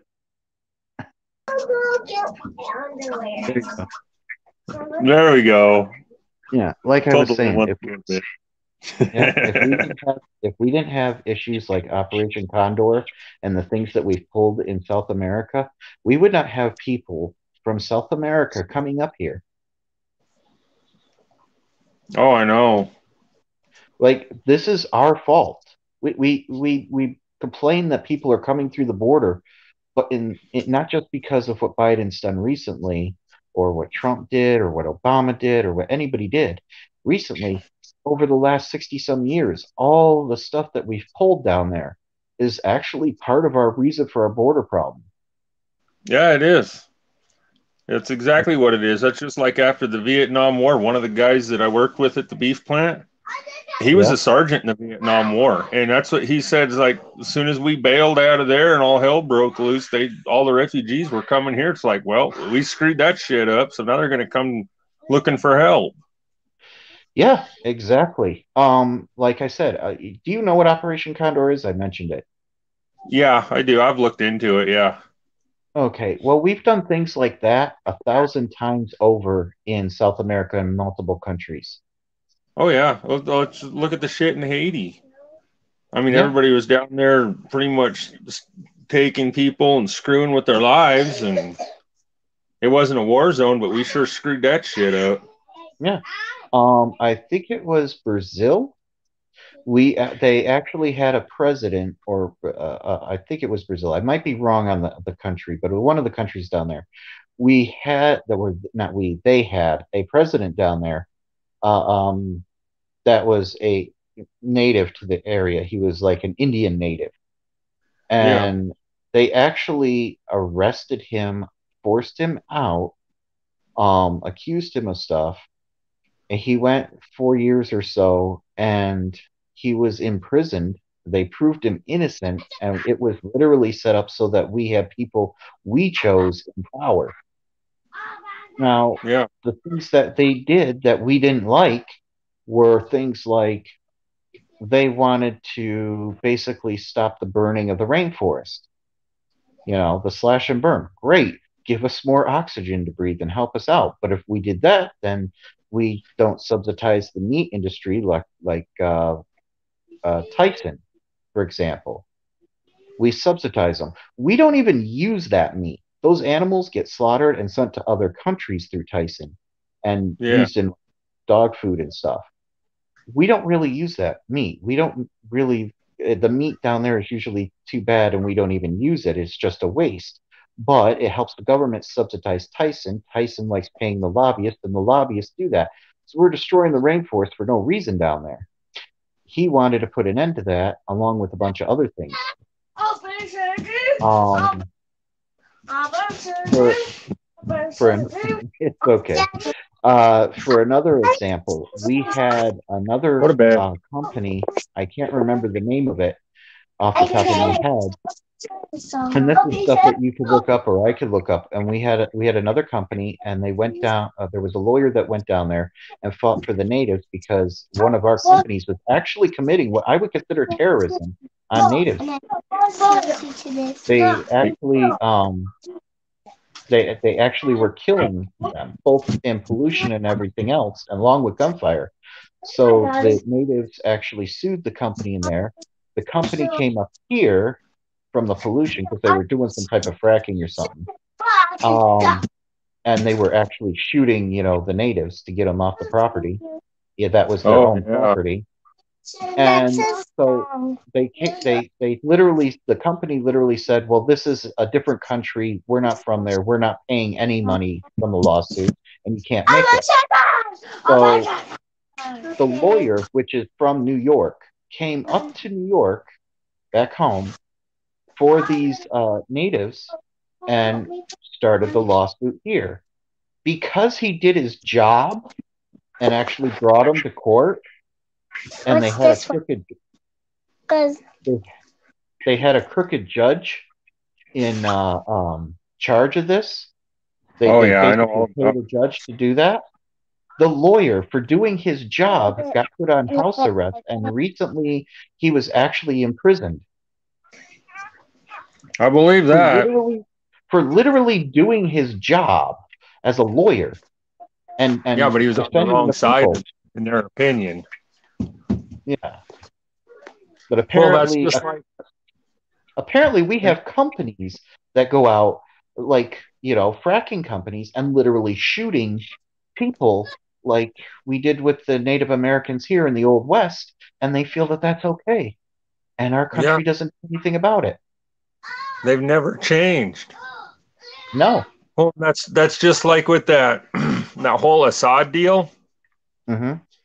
I got to looking into that, and same thing with Saddam. They demonized these guys, but you know why they went after them? The real reason why we went to war over there? They had their own currency. They had their own banks. Mm-hmm. Yep, So they exactly. sent us And they sent us over there to start the country on fire so they could move the freaking elite mm-hmm. banking in there and take it Well, all over. if we want to go into the subject of Iraq, first of all, I will say this for Iraq. When Saddam Hussein was over there, the original war, we had a treaty with him. He kept the Yeah. treaty. Okay. So there was really no reason for Bush to go in there. Two, Right. the second thing with this, when we actually claimed weapons of mass destruction, that was false. Three, when he was there, they didn't really have terrorists in that country. That matter of fact, terrorism, drugs, alcohol, all those things, the poppy plants that they now have over there, because they have a ton of it that are brought back to the States for heroin and for the big pharma, which are used for like Oxycontin and that to get more Yep. people addicted, but also is used in heroin. That's a big deal there now since we got there. That used to never be there. That was highly illegal. Yeah. Um, and so there's that. Then you have the last thing, like you were saying, the money. One of the things that Saddam Hussein was actually doing at that time, which is the reason we actually invaded, was he was deciding whether he would go to a gold standard or go to the euro. And he was trying to figure a way to get out of the American currency and get around American sanctions, which a lot of countries do now. Yep. And that's what actually was the reason we went in. Think about it. Right. There were weapons of mass destruction. We claimed all that, and we still executed this guy. Now, I'm not saying he was the greatest leader. He did horrible things, but so have we. Yeah, exactly. Another thing, if you talk to some Afghanistanis, not all, there are conflicted, but there's enough of them that will say, yeah, he was an asshole, so to speak, but they didn't want their families to all die and their people to be killed to get rid of them. It was up to them to get rid of them, not Yep. us. And we did that, and we destroyed their economy and their people. That's And why that's we the have whole so many thing. freaking enemies now. Yes, it is. Well, all right. I'll give you a little detailed. I've explained it in other streams. Did you know that we actually had a few things with Bin Laden at that time? Mm-hmm. One of which was we actually had our special forces go up a hill. All right, and we had them in our sights. We actually had Bin Laden in our sights. They fought for like weeks and got up a hill, and we had them in our sights, like sniper fire, range. Right. Um, and when they were about to pull the trigger, an order came through, and this was during the Bush era, and the order came through said, "You need to literally stand down." They did not want him dead at that time. Right. I The believe it. only the only people that could have given that order would have been like the president of the United States himself. Yeah. In that situation, that is it. You know. Yep. Now, like say if some people actually went around the president, which I've found that nowadays that's a possibility, and it could have been a possibility then, it would have still had to have been like a top joint chief of staff or somebody. Yeah, one of the top generals. Mm-hmm. Now, you said that's how we got a lot of our enemies. When I say we created ISIS, I mean that literally, because the guy who actually funded ISIS and actually created it and started it, he was in our torture program and locked up over there. And when we finally released him, because he actually didn't commit a crime at that time, this guy was not a criminal at that time, not when we locked him up originally. He had some ideals, but he really got radicalized in our torture programs. Oh, yeah. If we never radicalized him by torturing this man, we would have never had ISIS. Right.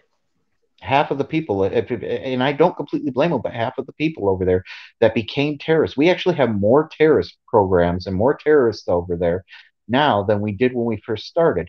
And the reason Right. why is because, I hate to say it, but if you look at it and you just bomb somebody's entire family and they're the only ones left and you're the one that they hate, guess what? They're going to go to the first organization that's going to help them get their revenge. Right. I mean, think about it. Okay, let's say somebody invaded here. Okay. And I know it'd be hard to think of, but let's say you came home and your house was on fire, a bomb just dropped, and your entire family passed away, right there. Yep. Okay. And you're going to look at who is fighting against those people that just did that. And those are who you're going to join and go help, correct? Yep. You would do the same thing here. So I don't completely blame. I mean, there is a different mentality. We would probably just grab guns and go to war type thing, where they did, bombings and things like that. But I hate to say it, but I don't completely blame everybody that did this because we created most of them. Yeah, exactly. Oh, and that's just like when the Somalians were here before we pushed them out of town. Mm-hmm. I did get along with a few of them. I mean, and I've talked with them and stuff like that, and I don't blame them one bit for the way they were acting.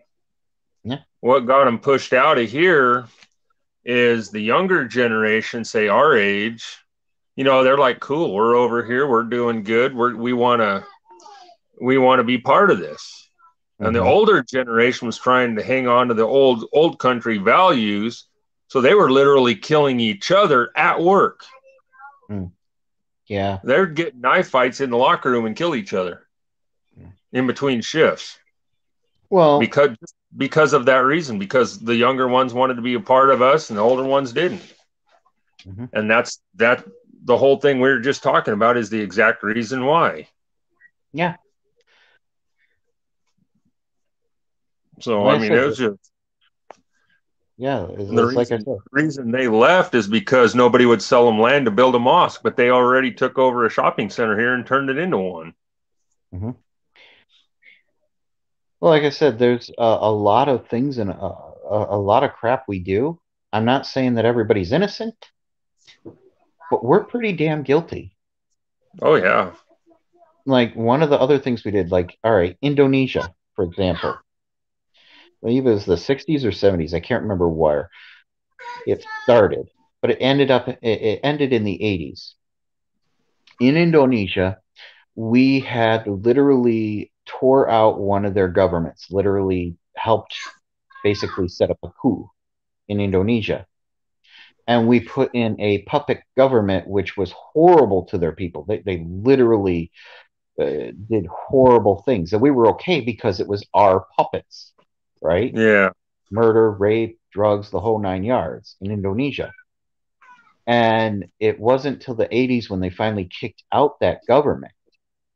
But during that entire time, our CIA, and it's open knowledge of this. This is the worst of it is. If you guys look up things like Operation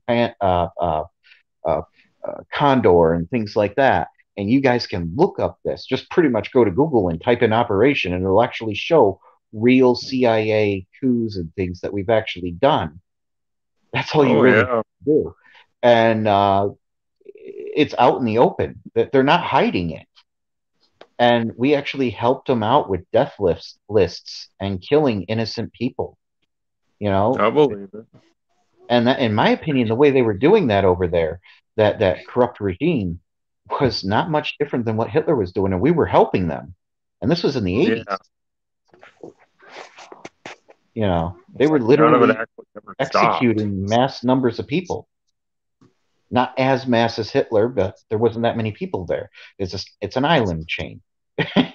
Yeah. But, when you literally take 10 or 20 people at a time on any given day, and you literally line them up and execute them, and we're helping this, women, children, the whole 9 yards, that doesn't look good on us. I mean, it's just all the shit. It's just crazy. And now they're turning it all on us. Yeah. It's the product of us basically throwing a blind eye to everything, and it's coming back to bite us in the ass. Yep. So it's the only downfall of being out where I'm at is there's really everything's wide open, Mm-hmm. It's like just pick a hill, pick a good strong hill, and sit there and wait. Everything's Well, wide out and wide open. if you're wide out in the open, there are things you can do, Oh yeah, depending on what you think you need to do in the situation. Like, is it all like flat land? the home place is built up on a pretty good sized hill. You can see at least 5 miles in every direction. Okay. Um, like I said, because this is my thing, and I really don't care what YouTube does because I'm not even monetized. I will explain this. Um, here's a couple of ideas for you. You might already know them. I don't know. They've got these little noise makers that use shotgun shells. They're Uh-huh.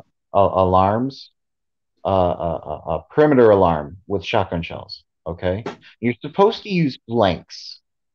Okay, now you know guns. You know that you're not going to do much if it's not in a barrel, right? Right.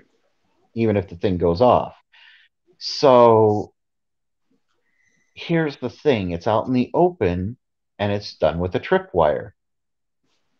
So all you have to do, and it's kind of like on the illegal side, but if the shit hits the fan, who cares what's legal and not? Yeah, that's what I was trying to Um, explain to a friend of mine. yeah. If it's bad So enough, they're what not you, going to look for a license.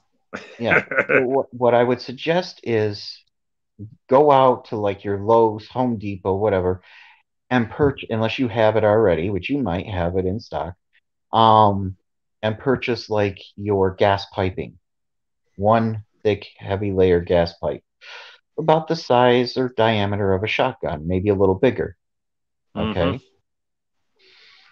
You put that pipe over it. You cut it down to size, so it's short.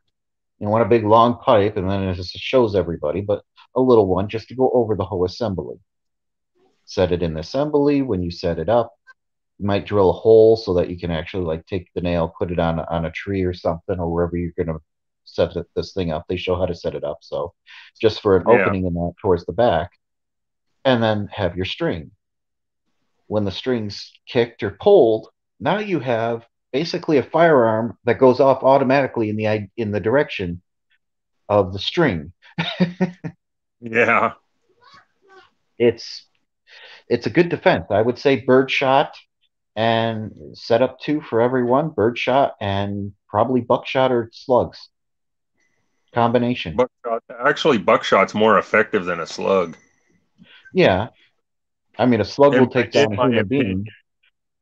No, a slug will take down a human being. The buckshot shot will actually spread a little, so you have a better area of going through like a diameter and taking out an Right. area. If they've got body armor on and it throws a slug at them with that shorter piece of pipe, it's not going to have much momentum. It Well, might it's knock not them down, but it's not going to do anything. But if you get buckshot, you got more of a chance of it going around the body armor and actually yeah, hitting something. yeah, and it's Oh not yeah. supposed it's not supposed to have much momentum because of the shorter pipe, but it is Yeah. supposed to have enough to where it becomes deadly, and that's the thing Yep. with it. That's why I Now, lean toward buckshot, because a slug, that's just one projectile in one flat direction. If you got buck, it spreads. well, I usually prefer to use the buck in a different direction. One of the other things I'll do is I'll take like a nail and take a board and I'll literally pound nails into the board, or I'll use screws. Screws are sometimes better. Screws and glues, it holds better. Mm-hmm. But if you need to cheap out with nails, fine. Um, as long as it's solidly in, I still suggest gluing the bottom of the screw head, just for that extra thing.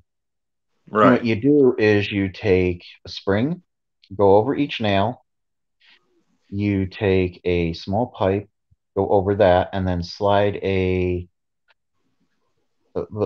shotgun shell in it. Okay. Now you want it so the pipe goes a little above the shotgun shell, and you want a board that goes in the top that slides right down. So if something was compressed on it, it would compress the top board down. Now I know what you're thinking. It's not going to go in the pipe. So what's it going to do? So what you do is each one of those shells at the top, you take a little dowel, right? and you line it up Right. perfectly, and you set it so the dowel actually hollow the dowel out if you can, so it's like a pipe itself, so that it actually pushes down on the shotgun shell, pressing on the primer, and blows the whole thing up. At that point, a few slugs at short range will actually help break that all up. And then I usually do a mixture of about six. Well, it's hypothetically, because I am here and I don't need somebody coming at me, but about six, 5 to 6 of them. And what I'll do is I'll do like two on the end of birdshot. I'll do a buckshot or two buckshot in the middle, or not in the middle, two slugs in the middle, and I will do the two buckshots on them in between those.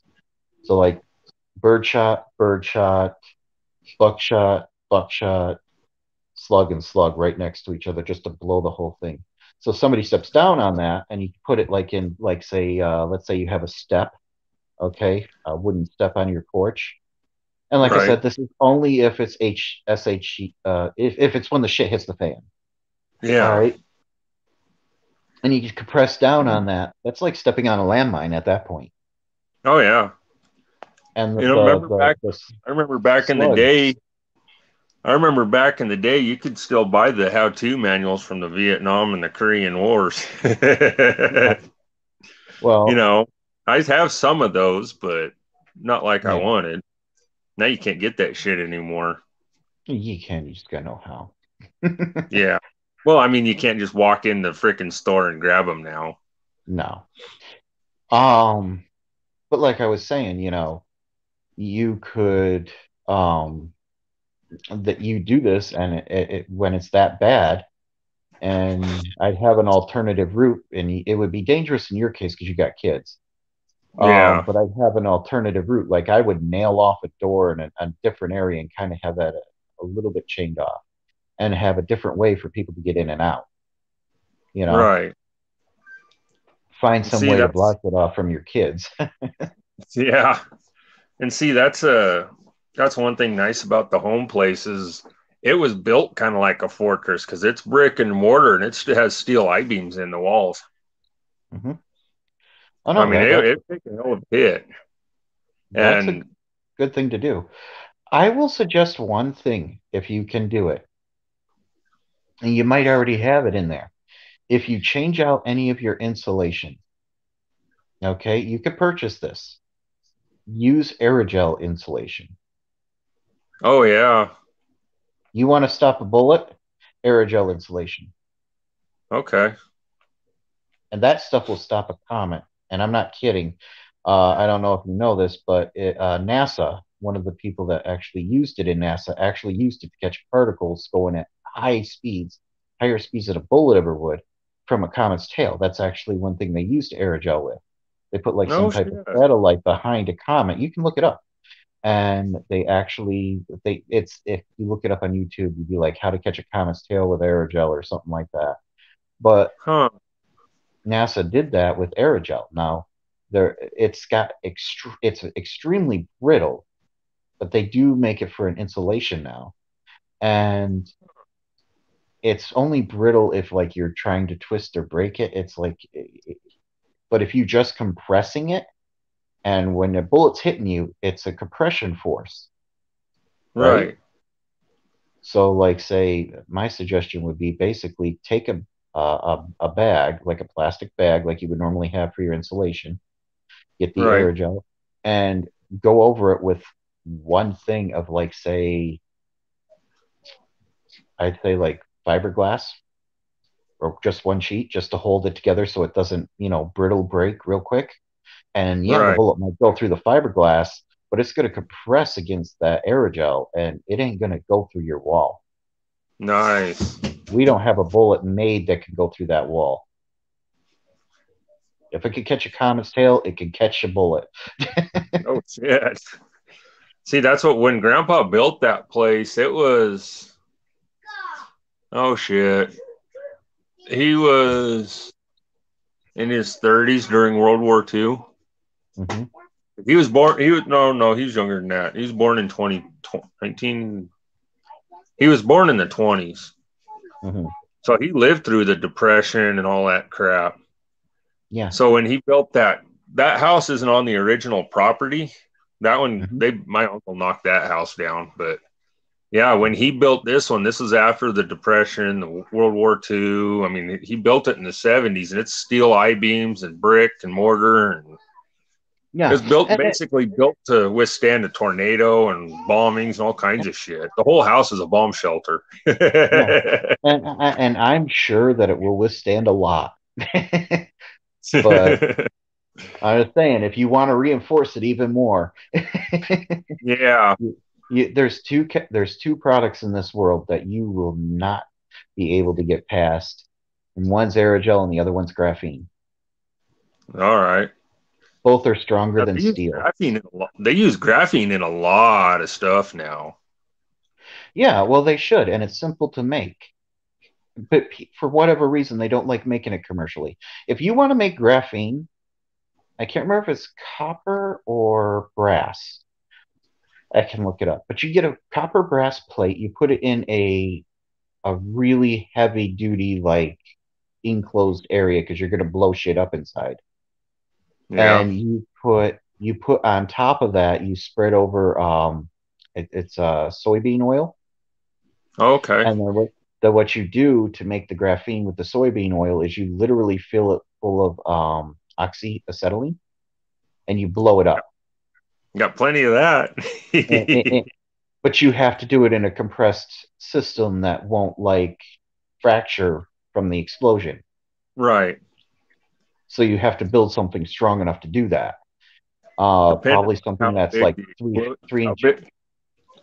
Yeah, depending on how big the explosion is, because we've got stuff out there that we literally made oxyacetylene powered cannons.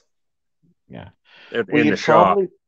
You'd probably want some steel that's probably about maybe 3 to 4 inches thick at least. Oh, okay. Like, got heavy some of that duty. sitting around. And you're talking like a big sheet. And what would be left is graphene. Now, the next problem that you're going to have is once you're doing that, you actually have to go through it, and there's a process. This is where it gets difficult. This is the real difficult part, not making the graphene. It's sifting through it and actually going through piece by piece to actually find the graphene particles put together. Oh, yeah. And that's time consuming. But there ain't much graphene. There ain't much stronger than graphene. And you got to realize you're talking about something that's really tiny, like it's smaller than a grain of rice. Right. That's the real timing consuming part of it. But if somebody were to actually build like a graphene factory where they would do that all the time and have people constantly sifting through it and had enough people that knew what they were doing and had machines that could help in that situation, it would basically, you could put out more graphene than before. You can buy graphene, as a matter of fact. You don't have to make it. Right. You can go on Google. Just be careful not to get the frauds. Yeah. Yeah, because they use a lot of, like, the manure trucks and shit that I run now. Mm-hmm. They automated a lot of them, a lot of the spreaders. Mm-hmm. And they use graphene in the damn sensors. Mm-hmm. Here's another thing. Let's say you want to make a battery, okay? One that lasts a really long time, like longer than a lithium battery, the newest lithium battery you would have or could purchase. So you had ultimate money and you could just buy the biggest lithium battery. It would be nothing compared to a graphene battery. That's why they won't let them mass produce it, because that's another reason why that Optima batteries prices skyrocketed. Mm-hmm. The government bought them out and got a contract through them because they wanted to control it. Probably. I mean, if you were to put a battery in your car that was based off of graphene, like graphene powdered plates or something like that, and you could take graphene powder and make a battery out of it. You could purchase it. Oh yeah. It would cost probably like $100, and you actually make like a battery with that. you could actually have that thing last 10 times longer than any lithium battery. And you Oh, don't I have believe to dig that. up the ground to get it. Like literally, your charge would hold. Like, okay, if I had a graphene battery in my phone, I could probably go 6 months without ever putting it on the charger before it even Oh, reached, that's how good it is. damn. Well, and that whole thing, any of that stuff that really works like that, just Hmm. like these stupid battery cars now. Yeah. So there's a guy that actually built a battery powered car, Hmm. and it was a pretty good system that was explained to me how he did it, and it worked. It was 2 truck batteries that ran an electric motor to drive the car off of one belt, and the other belt ran an alternator, and you just switch between the 2 batteries. One was charging while you were using the other one. Hmm. The guy that cooked that idea up and decided it, some suits showed up at the door, offered him a bunch of money. He turned it down, and he disappeared. The mechanic shop is to this day is closed, and I guess the guy's son hasn't even heard from him since. That was 25, 30 years ago. Yeah, it wouldn't put it past it, especially 25, 30 years ago. Now that stuff's coming out. Um, Yeah. I can take, let's put it this way. Okay, well, hang on one second. I got to do something. I'll be right back. All righty.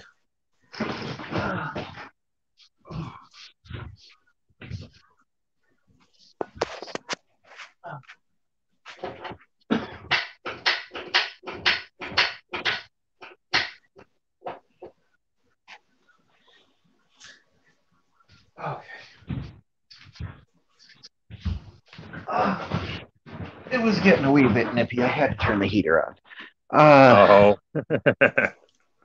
so okay, I can take, and if you want to see somebody do this, look up Michael Rains at Expert Village. Okay, Okay. I can literally take water filters, stainless steel, small little square stainless steel plates, and set up a cascade. All right, put distilled water in it, easy to distill water, right? Yep. Wire the thing up, set it up with a bubbler system, a couple of cheap parts that I could literally buy for like a couple $100. Okay, if I wanted to add more water filters, it'd get a little more expensive. But for 2 water filters, a couple $100. And I personally would probably add more. Set up a little box with probably like 12 or 13 of these things Oh, so that I yeah. get more of it. Now, this would cost me next to nothing. I could literally run a car off of this for probably once it's all built in that, probably run a car off of this for probably about say 4 or 5 months, barely just adding a little bit of distilled water once it's all filled, and a little bit of baking soda once in a while and cleaning it out. For literally $4 or $5, maybe a little more, no more than like $10 or $15 within 6 months. Oh, You I could believe. run a car that long because it would literally pull the hydrogen fuel cell or the hydrogen out of it. It's called the hydrogen fuel cell. It literally would pull the hydrogen out of it. Now, people will say, well, it takes electricity to do this. Of course, you take a 12-volt battery, you add it to this. This is one of the other things you would have to add, just one, like you would have for your car. Take a Yep. 12-volt battery, go to like Amazon or whatnot, and those little things that connect to your battery and you can charge it with solar. Mm-hmm. You could do that, and then you can hook a wire from the alternator to actually help it from the alternator to actually create a little bit of electricity to the battery. So with those two things, you are now running the car, keeping the battery charged, and you're running it off of water, See, basically. that diesel shop I worked at a few years back, we were talking about doing that with one of our cars. We never did do it, but we were talking about it. Well, yeah, The you, one you could guy, do it. the owner's son and I were actually cooking it up, and he kind of got sidetracked on his top fuel Mhm. drag car. This is something you could put together for, let's say, at most, especially with the price of things going up today, because you'd be buying like 12 water filters, maybe a little Yeah. more, depending on how much you actually need to run your vehicle. And just adding a water filter is not a big deal. Just household water filters that are about, uh, like this, you know? Yeah, we've got a couple of them here Yeah. because even So, we get quality water and we still filter it. yeah, well, a lot of people use it for, it's built into a lot of different houses for, different things. Yeah. Um, I'm not talking the kind that you put onto your tap. I'm talking about like kind that you would bring through your well, you know. Oh, yeah. And you could pick them up at like Lowe's or Home Depot for like 10, 12 bucks. Or not even 10, 12 bucks a piece, probably like five. I don't know. They're It five. used to be yeah, it used to be like five. I don't know if it went up. So I'm assuming prices are going up. It's like $15 for two filters now. Yeah. So like I was saying, it's one of those things where you could buy that enough of those for a couple $100, set it up, literally run it, and it would run through your system like gasoline would. You'd literally set it up through where your gas tank would go. Uh, you'd have to like alter it through there, and then it would run through the gas tank just like anything else. I would suggest one-way valves just because you don't want any backfire coming through for safety's sake. But other than Yeah. that, it'd run like your gasoline. It's just exploded gas. You can explode it just like you can gasoline in gasic form. Right. And your gas tank would work as a form to actually hold this gas. You're running it, and now it's clean energy, and it doesn't cost you much. Yeah. A lot of people don't do these things or think about them. There's some that do. Like you said, you thought about it a long time ago at a place you were working, but it's actually pretty simple for people to do it. Why don't we do it? Because they don't want you to do it. Yep. Yeah, exactly. They'd be on us like flies on shit.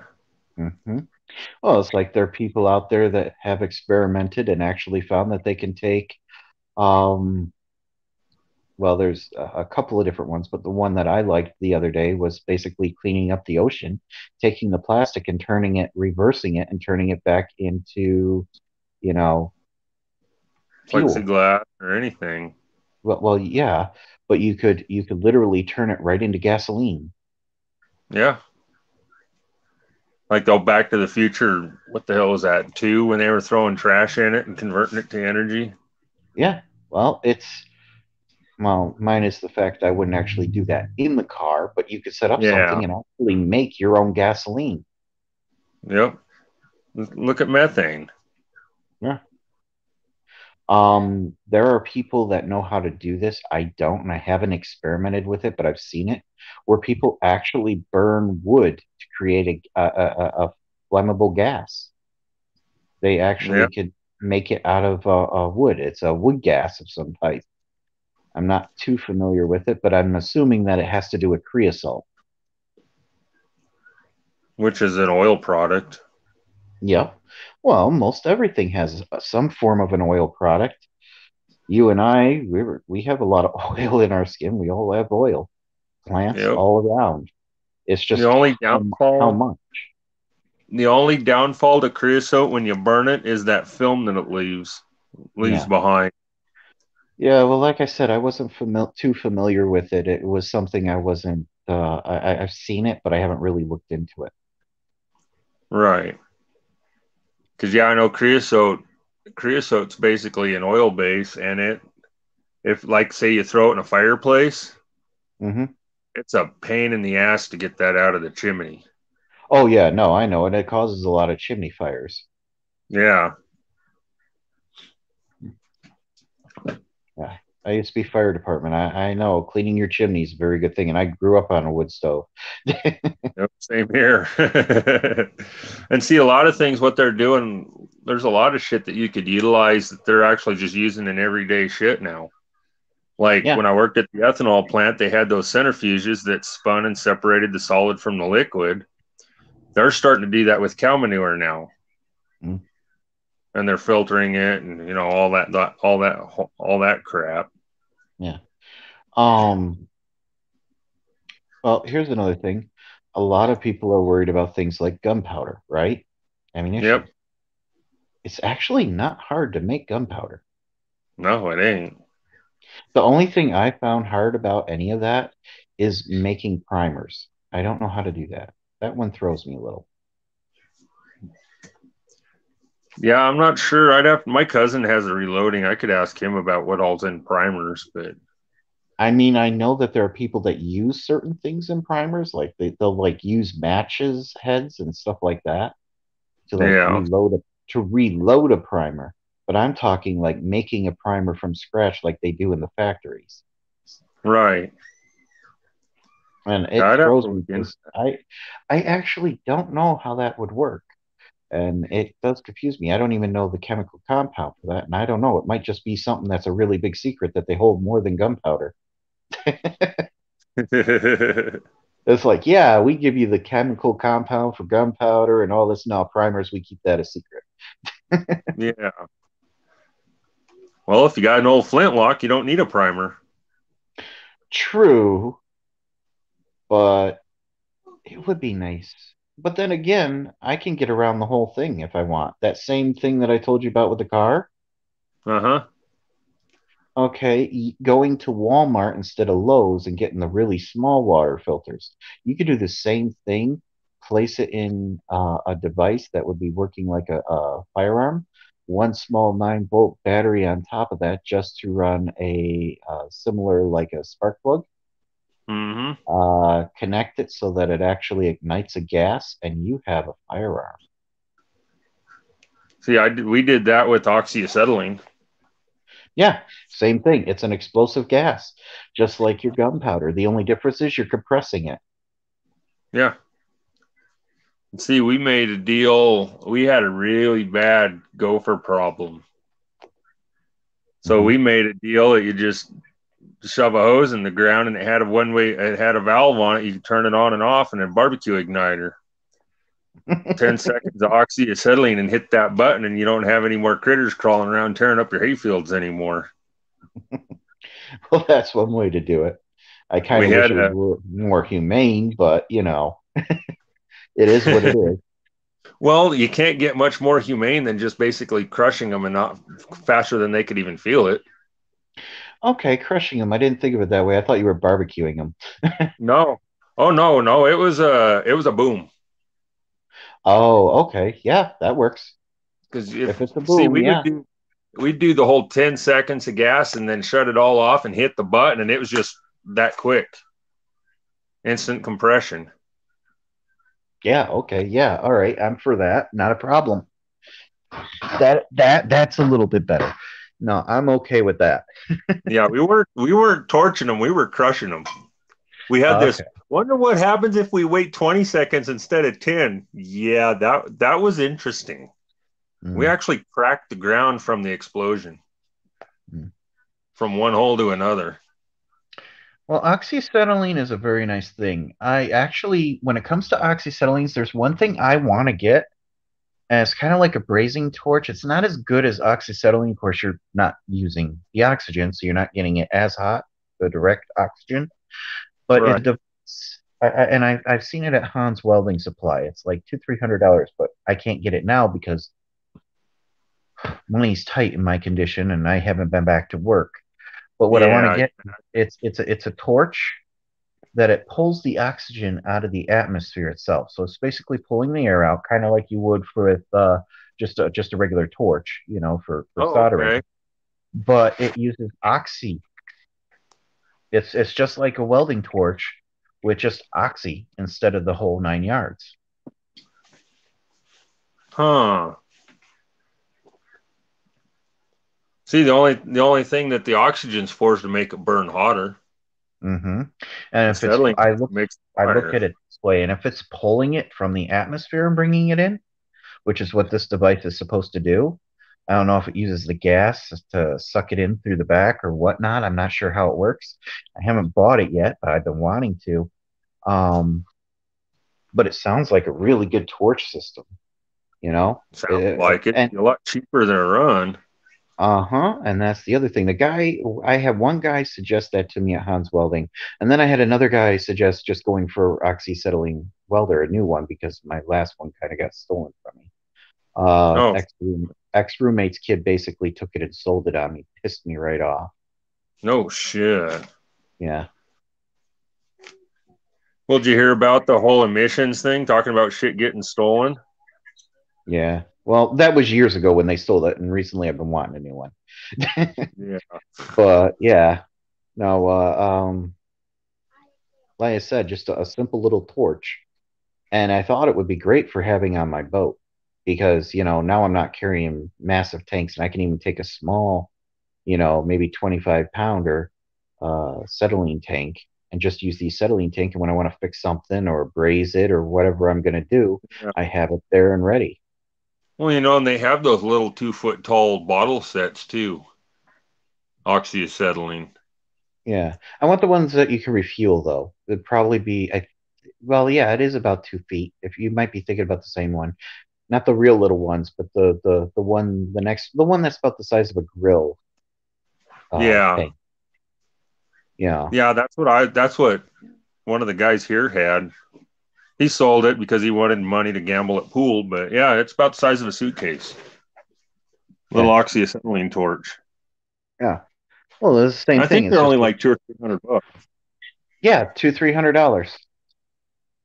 And I've also been told it's great for braising, and I like braising. It's actually fun for me to braise. I used to take bronze. I don't know, when I make a knife, I do like a guard, and I made a couple of them. Oh yeah.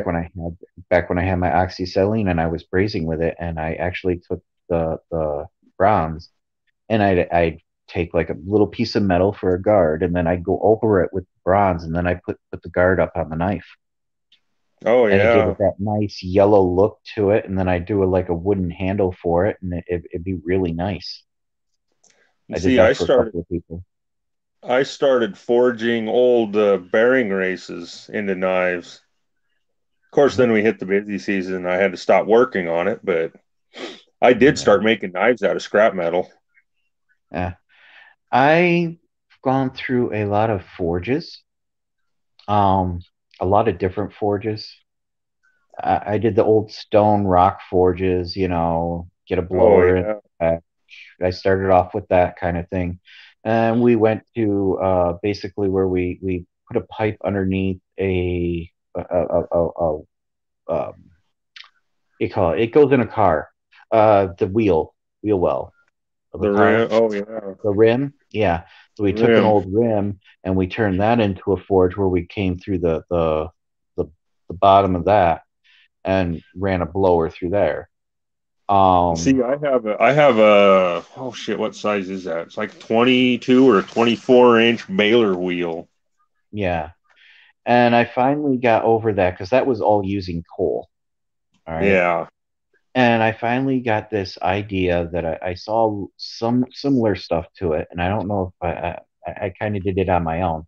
I basically went to Lowe's, and duck heating work, the Yep. duck heat supplies, and I basically put one of those into a round circle. Ended up basically taking plaster of Paris and clay sand, and Right. literally going into it for insulation, and I cut some holes in it to where I could put like just a little regular torch head. Right. Yeah, and the torch head would go into it and literally fire up like a gas, basically a gas forge. See, my friend that, well, he was retired. He retired 2 years ago, but his son-in-law won't get a job. Mm-hmm. So he figured, well, why don't you figure out how to make a forge, and I'll show you how to make knives, and you can make money that way instead of my daughter making all the money for you. Yeah. So he had a pretty good idea. He took an old barbecue grill and hooked a vacuum cleaner blower up to it. And it works. Hell, they've been using it for a year and a half, but he turned an old charcoal barbecue grill into a freaking mini forge. Nice. I like the idea. The only thing that they did wrong is they wired that blower directly to the outlet. So I told them, so we'll go down and get the rheostat, the light dimmer switch for like your house lights, and wire that into the power cord between the outlet and the blower motor. Then you can set your fan speed with that. Yeah. In my particular case, like I said, I went with the blowers and the coal for the longest time. And then, I don't know, I've just kind of liked using gas. It seems much easier with gas. You know? You get a lot less waste material. And that's why I've kind of used my gas forge for, well, I haven't used it in a while, but, you know, can't really do much now. But yeah, I can literally take just a thing of propane and turn it into the forge just by literally strapping a tube that's designed to go against the propane tank, wrapping it around an old, soldering torch, and literally just light it, stick it in, let it heat up the whole system, and we're good. See, that's kind of what I was getting ready to start building. Yeah. But that's easy. It's easy. And if you have an old thing, the only problem I had was finding the tube that would hook from my from my propane to the little torch head. Once I found the tube that would go from the propane to the torch head, that problem was gone. But other than that, just play sand and that. I mean, a little bit of water and plaster of Paris, and you're good. It's really cheap. It's probably $10. It took. We fixed one. I found an old abandoned barbecue grill at one of my grandma's rental houses, and it took like 3 fittings to get it to go from pipe thread to propane line to a tank. Just reducer fittings, and we did it that way. I mean, there's all kinds of different ways to do it. Yeah, I know. In my case, I probably would have just rethreaded the thing. We were patient. I mean, I would have just taken a pipe threader and just rethreaded it and said, "Here you go." You know. Yeah, been a lot easier. Yeah. But hey, that thing lasted me 5 years before the whole thing finally fell apart. Yeah.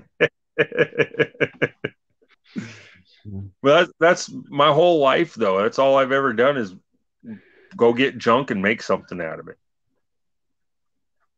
Yep. Even the vehicle. Yeah, I wish I could be doing that right now. It'd be wonderful if I could literally go get junk and make more stuff out of it. The problem is I don't have the ability really too well to go get junk.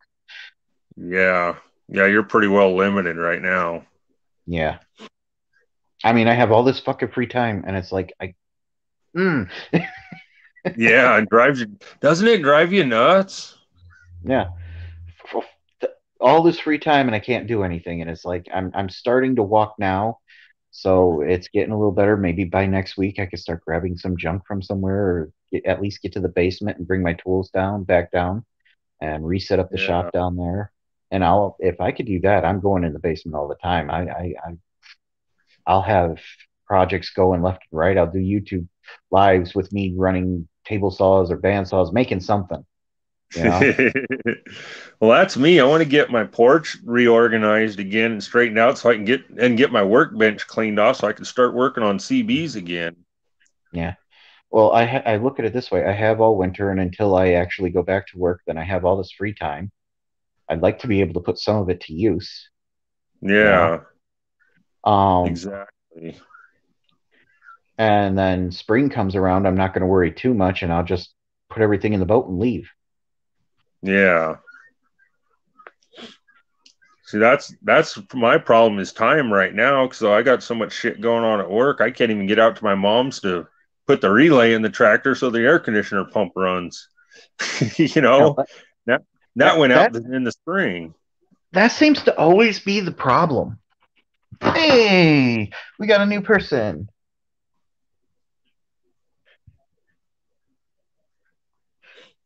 Actually, you'd be surprised what I'm willing to take at this point if I can turn it into something. But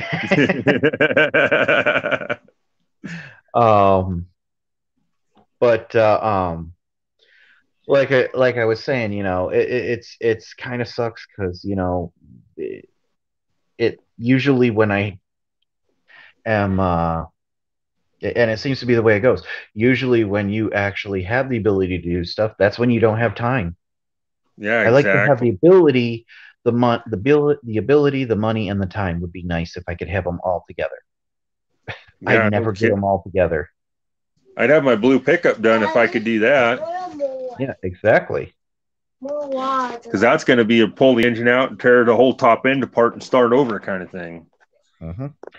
Duke Striker, if you want to come in, you're more than welcome to join. The link is up there. Although I think he already left. Thank you. Oh, You're welcome. Here. It says I got 0, but he's still here. Now they must be glitching again. Yeah, I don't know how many people come in here because it tells me I got a couple, and then it tells me I got 0.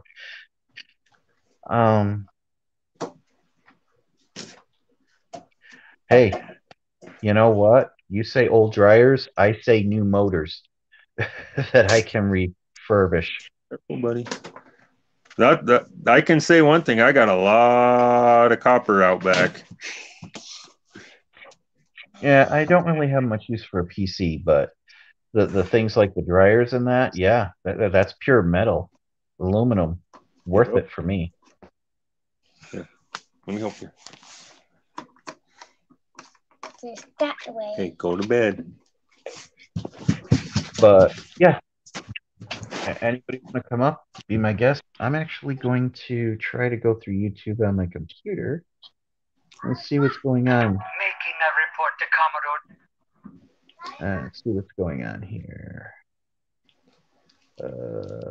I could make a hell of a forge out of a dryer. Shit, you got the blower motor and everything right there. You can make a lot of things out of a dryer. I can use part of that for like an engine to run something. Yeah. Motor of some type. But I always save we got a lot of circle sprinklers that we take care of out here. Yeah. I'm always getting gearboxes and drive motors and all kinds of crap. I got a big pile out back of that. I was just going to strip them out for the copper. Most of them are wore out. It's like shit. I took two bad electric motors for window motors for my pickup, tore them apart, soldered two motors into one, and made an original window motor for my pickup. Okay, I can see things now.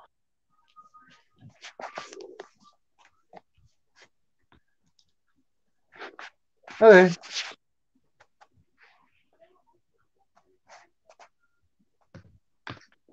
And that's me down there.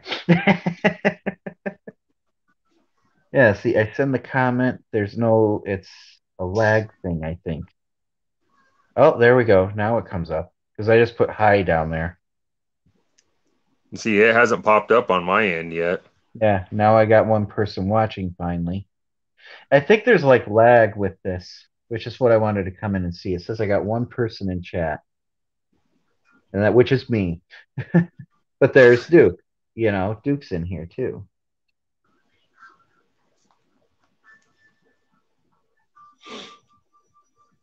Oh well, I'll X out of that and that. But yeah.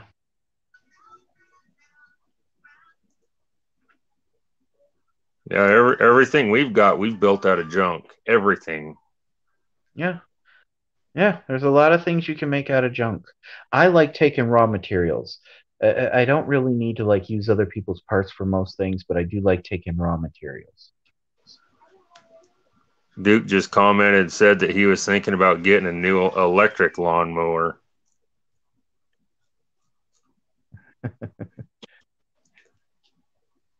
Yeah. The video has to go to YouTube service to be transcoded and sent back down. It's probably 15 seconds delay. Yeah, probably. He's probably right. I think so. Yeah. They got to have their sensors go through it. Mm-hmm. Well, like, I might have a yacht right now, but it's not my dream yacht. You know, the boat I want to build, for starters, and I found out recently for $500 I can get a ton of 1 ton of titanium. Okay, No so kidding. yeah, apparently there's a couple of sites where you can order a ton of titanium per $500, but you have to purchase like $4,000 of it. Oh, it's bulk. Yeah, which doesn't bother me one bit because I kind of need all that titanium. Yeah, if you're gonna build that boat the way you want it, you're gonna need a Yeah, lot, basically in sheet form too. no, no, I need beams, not sheet form of titanium. Oh, The titanium is for the frame. The rest of the boat is going to either be carbon fiber or fiberglass. see, carbon fiber. If you get the good stuff, it's stronger than fiberglass. Well, here's the thing: if I do carbon fiber or fiberglass, depending on price, money would be the issue. If I cannot go for the carbon fiber, obviously. Right, Although if carbon fiber does have a problem, it doesn't break very easily, but when it does break, it shatters. But there's a way around right, it, like and I glass. kind of mentioned it. Yes, I kind of mentioned it earlier. Apparently, if you the resin you use when you do fiberglass sheets, or the cloth to make it into fiberglass, Right, apparently if you use a graphene powder, and you don't need a whole lot of graphene powder in the resin, right, it helps wet out. It literally helps wet out the carbon fiber, so you don't even need as much resin. It actually makes the job go by quicker, and it makes the stuff stronger. right. The Because I compression know that strength. I don't know about the new stuff, but because we used to do a lot of fiberglass repairs, and Mhm. I know if you get too much resin on too thick, it's brittle. Just like, you ever had peanut brittle? Yeah. That's basically what the fiberglass resin is if it's too thick, then it breaks like peanut brittle. Well, you just sand it down though. Right. But in this particular case, like you put like I think I can't remember the exact amount, and you could look it up on YouTube. There are people that done it, so you could actually watch it. Hold But on a second. yeah, Oh, you're supposed hold to be on. asleep. There. Well, let's go lay down Right. here.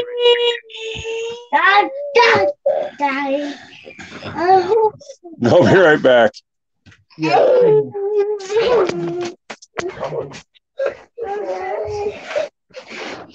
What?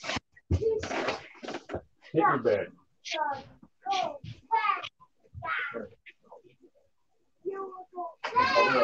Give me your glasses. Give me your glasses. I'm cutting the light out. You guys gotta go to sleep. Go to sleep.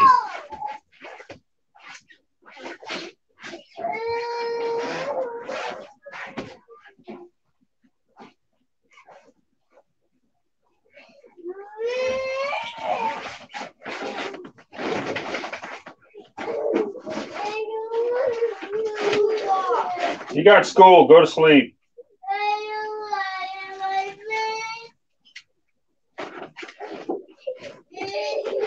The debate's over. Go to bed.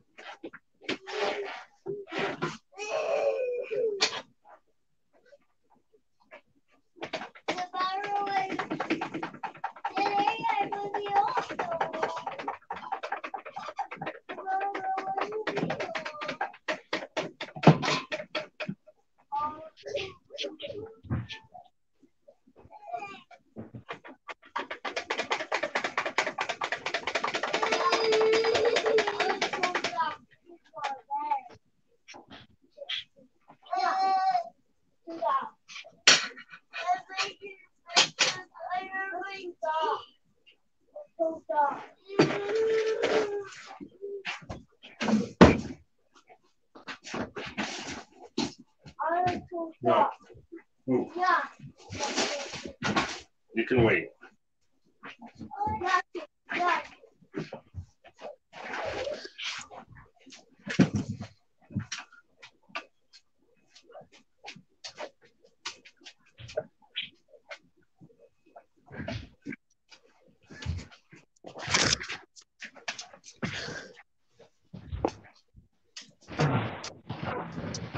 Yeah, I'm back.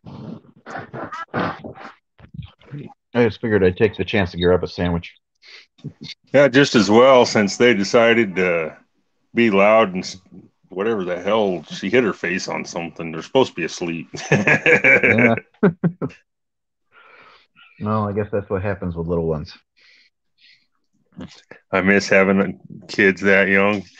Well, it has their good sides and their bad sides. And when it's bedtime, it's a bad side. They don't want to go to bed. Well, my understanding is it only gets worse once they hit the teenage years. Depends on how you start when they're little. Because my two older ones, one's 19. He's ADHD and autistic, but he's high functioning. And I'll tell you what, this kid's freaking smart. Mm-hmm. Yeah, see, he was tearing motorcycles apart when he was 6 years old. Okay. Damn it! I'm trying not to. There, take it off. There we go. But hell, these guys, they oh wow, these two are 4 and 5, and they've helped me pull the transmission out of one of my pickups. Duke, you have my apologies. I know you're probably going through hell with them being at that age. No kidding. Yeah, my oldest is 19. His younger brother will be 17 in December, and these two are 4 and 5.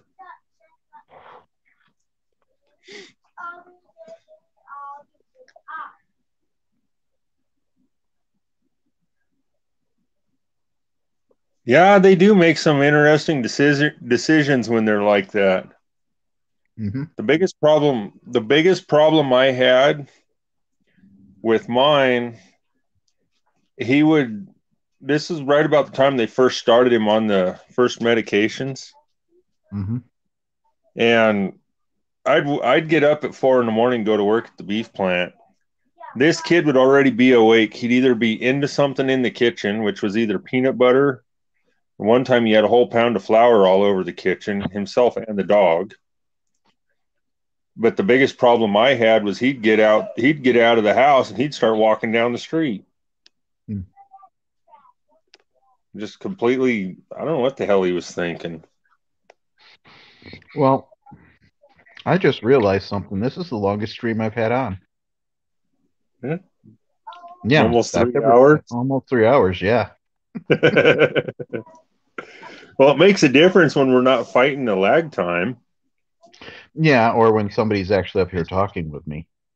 Yeah. When I'm by myself, I kind of end it within like an hour, hour and a half.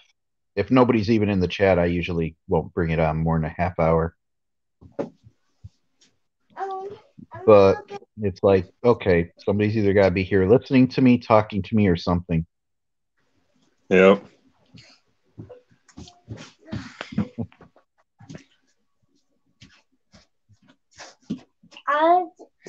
See, I have that problem with my 4-year-old. When he was, oh hell, was it last year, the year before? I went through 6 TVs. Something would come on and he'd just go smash the screen.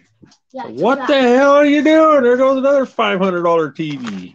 What? Go to bed. You have school tomorrow. But for some reason, he quit doing that. Yeah, he well, give me a hug. Come here. They're tired. They're so tired. Well, then they should be in bed. They were supposed to be in bed an hour ago. Yeah. But for some reason they get tired, but they don't want to. Yeah. Well, that, and then the schools now, shit, they send, she's in kindergarten and they're sending freaking homework home with them. In kindergarten, preschool too. Wow. It's like, what in the hell are the schools doing? You know, I don't know anymore when it comes to the schools. It's just really a messed up situation. Well, you remember when I told you, was it last week that we it was last week that we transferred them from the closer school to the next town over 10 miles? When we put her in this other school, they're 2 months ahead on the learning of what this school was in. Mm. So now we're playing catch up plus what she's learning now. It's unreal. And it's a smaller town, so that helps, but yeah. I don't know. I have my own ideas of what a school should be, and it doesn't seem to be what they are these days. Same here. It sure as hell ain't what I was when we were in school. Mm-hmm. I mean, I can understand the fact that, things change. New technologies, people need to learn new things. Right. But don't throw away everything you should know, because that just dumbs down the population as well. Like, okay, there are computers out there, learn computer skills. But you know what? Do your math like you normally would have. Do your reading, your writing, your algebra like you normally would have, so that you don't forget those. And then just add those on as like an extracurricular. Don't have them do everything on the computer. I mean, I can see why they do that, because it saves them in books and paper and stuff like that, but you still need to have them do the handwriting and all that other stuff. Exactly. Because like they don't even really teach. I got in an argument with my older kids with the teacher about handwriting, because Really? one of the kids was having a hard time when they were writing. Their O's wouldn't stay on the bottom line. Other than that, they had like excellent handwriting. So I got out the old books that I still had from when I was in grade school, with the cursive handwriting and all that. Mm-hmm. Boy, I'll tell you what, that opened up a can of worms. We don't teach that anymore. And it's like, well, how the hell else are you supposed to teach the kid how to make her letters proper? Mm-hmm. All right. Duke. So what would you say is the difference between you and most preppers in politics? Because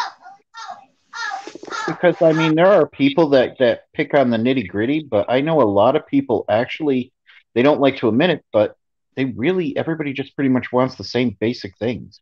There are some nitty gritty that people don't want, but like people have different opinions on certain individual politics, but it always seems to be the same thing that the people want. And it always seems to be the politicians that just want to screw everybody over. Yep.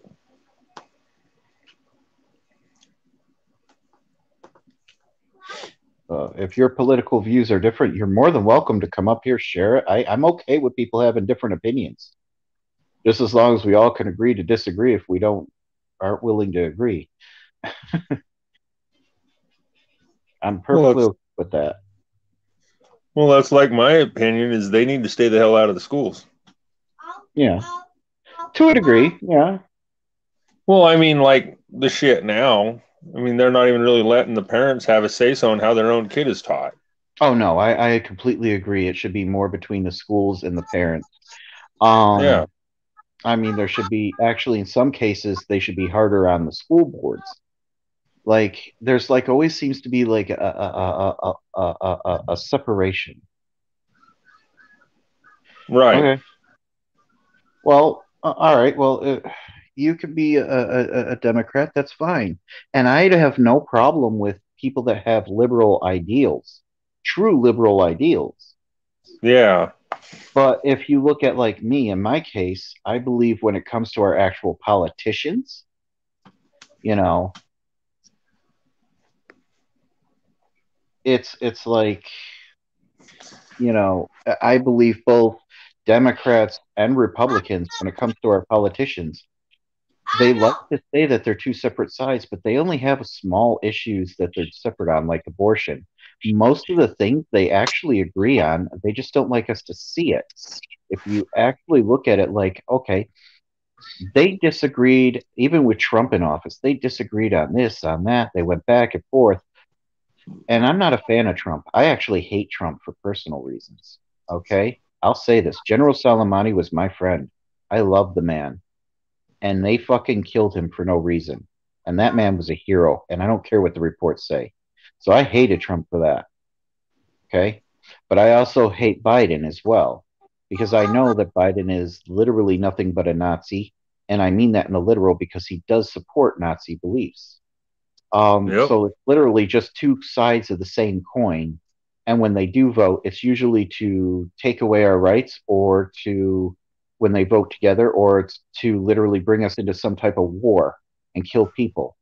In my opinion, they're both suck. Yep. I agree with that. That's like my brother the other day when we were having our discussion. He said something about, well, don't you give Trump credit for rushing the vaxxer? I said, no, I don't. And as far as I'm concerned, he can stick that thing right up his back end just like everybody else can. Exactly. Because all they're doing is just freaking going against the will of the people, regardless. Whether you're mandating it or you sit there and you're trying to sell it every time you're on the media. It's all the same shit, just a different side, like you said. Just a different side of the same damn coin. And if they really want, and if they really wanted people to be healthy, okay, and I'll say this, and people might hate me for this, but okay, when it comes to vaccines, okay, in the entire world of all the vaccines that everybody came out with, there's only one vaccine, and this is a fact, that has not killed or made somebody sick. And that is Sputnik V, the Russian vaccine. But yet we are not allowed to use that one here. That's not accepted here. You know? It's the one that I would trust out of all of them. Right.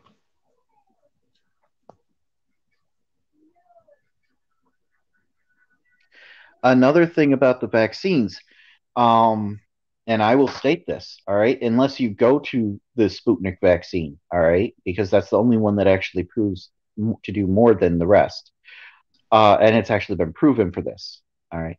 If you go to like the Pfizer's website, the Pfizer itself's website, go on their website, and they will tell you the only thing the vaccine does is reduces the symptoms of it when you get it. It doesn't stop you from catching it. It doesn't stop you from transmitting it just the same. It's actually, they show you on it where it's the same transmission. It's the same that if you catch it, and if you die from it, it's pretty much the same. The only thing it does is reduce the symptoms of it. And you go to the Sputnik V one, it does a little more than that. You go to the CDC, they'll say the same thing about all our vaccines. So basically, all they say is our vaccines have failed. That's not a vaccine, and reducing symptoms is not an excuse to force people to take them. Well, and see, that's what I was going to say is I'm not against vaccines. I'm not against any kind of medication at all. If they want to use it or if they can use it and it'll help them, fine. It's like my dad when he had cancer. He was using experimental medication against his cancer, but it was a I don't know what the hell, I can't think of the word right now, but it basically took his whole body over. But I'm not against any kind of treatment or anything like that. Have at it.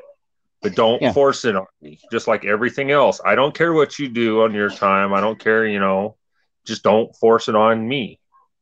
That's when I have a problem. Exactly. Another thing I will say about the vaccines. Recently, it actually came out. Okay, we had, and I could probably look it up. There was and you have to watch international news to get this. There was a woman who came from Pfizer. Okay, this was a person who worked from there. All right, right. One of those little scientists that actually came in, and she goes, they actually, literally did not follow any guidelines and rushed things through to make things cheap. And she said it was probably, I'm mistaken how. Well, if they changed that, but the last time I was on the Pfizer website, they said it didn't change transmission at all. And that was from Pfizer and the CDC. That the spores that actually came in through your breathing were the same otherwise, and then it transmitted the same.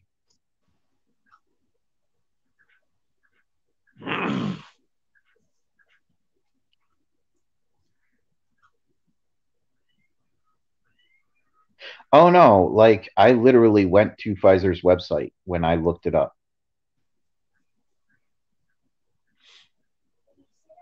Well, right. When most vaccines are put out, they go through a lot of guidelines and trials and tests and everything else. But this one, they were under what the hell was that? They put that under the Emergency Act. Yep. So they skipped a lot of the trials. Yep. And a lot of things were not followed properly, both in the manufacture and otherwise. And if you've ever worked in a manufacturing thing, when they're allowed to skip things, it's really horrible. You want an example of that? I'll even go over to the war in Afghanistan and Iraq. They have over there what's called burn pits. They skipped a lot of steps in those things, and it made a lot of soldiers sick. And the reason it was, and the same thing they did for these vaccines, and this is why I don't trust these vaccines that come from America. And I'm not against vaccines. Give me the Russian vaccine, Sputnik V. I'll take it gladly. Okay? I just don't trust American vaccines. I don't trust people like Johnson and Johnson that put, what's the stuff? And they had lawsuits about it. What was it they put in it? They used to use it in paint chips and stuff, and for 70 years we were told not to, and they put it in their baby powder. Not lead, but the other one, asbestos. Yep. They actually had a lawsuit for putting asbestos in, and they made a vaccine. I don't trust a company that's going to put asbestos in baby powder 3 years before all this happened. All three of the vaccine manufacturers in the United States were all in different lawsuits for similar reasons. Yeah. So, but they put out a lot of studies. I'm saying go to the actual company that makes the vaccine and read what their studies say. Yeah. Not just what's in public, because public stuff can be manipulated. Yep. So I'll bring that up because that's a disagreement we'll just have to disagree on. But like I said, I'm talking about actually going there. And like I said, I'm not anti-vaccine either. In my particular case, I'll gladly take a vaccine. And if you want me to take a vaccine, why not give me the one vaccine in the world that has not caused any harm? Yeah. Why not open it completely? I'll take Sputnik V if they let me have it. And as far as my situation, I was sicker than hell a while back, and there's about a 90% chance I had it. Yeah. Because two of my coworkers both had it at the same time, and about 4 days later, one of our customers that we do their field work for, he got it, and he got it really bad. Yeah. Like I was trying to say though, all right.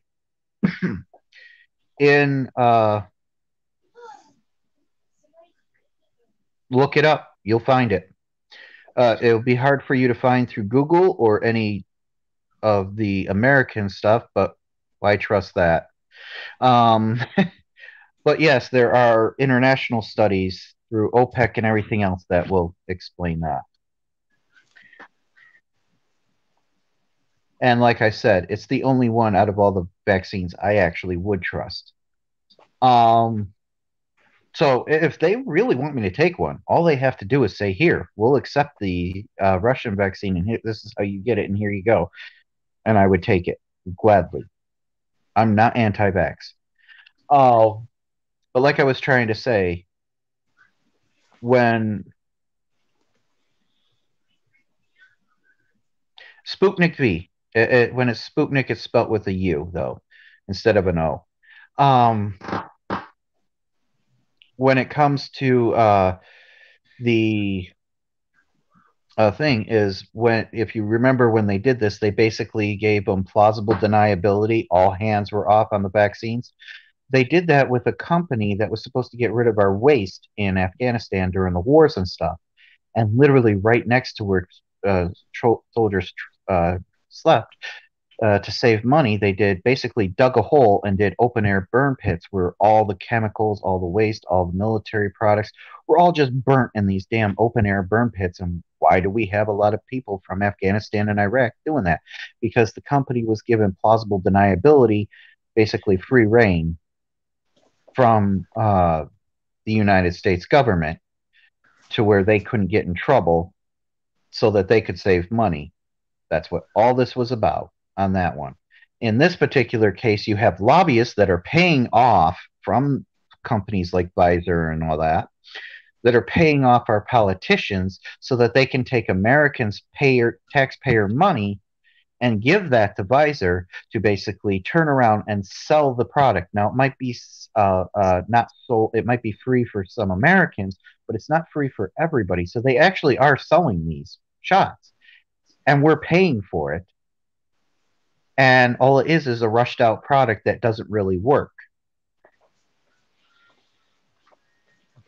Basically, lab rats. Exactly. Well, lab rats so that somebody could be.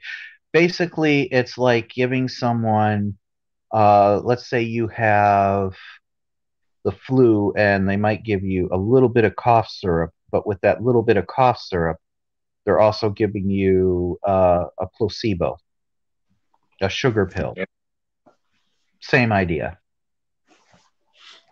In my situation, I've spent enough time in my childhood in a freaking hospital that I'm just done with it.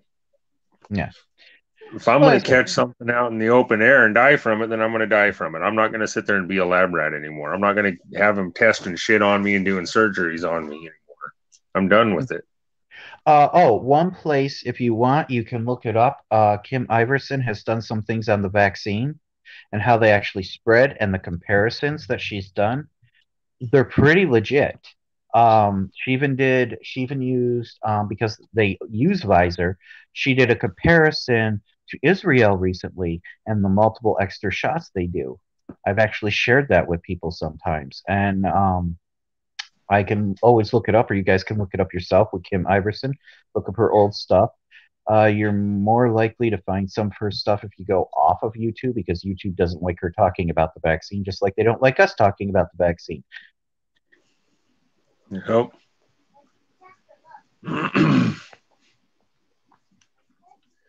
I mean, it's like everything else. It has its positives and its negatives, but which one's going to outweigh the other? Well, here's the thing on Russia, okay? Russia, for a different, unlike us that we're going completely off for these vaccines, that we're going completely off something brand new, Russia was already doing a vaccine for a different type of COVID. So what they did was they basically took the research, which is why they could do this so fast, that they already had for the other COVID type of COVID, and they switched that over. So they've actually been working years. I think I'm echoing a little. They've actually been doing this for years, and when they're of research on a different one, so they've already had all the trials. And Sputnik V is a wonderful vaccine if you see, but you're not going to see too much about it.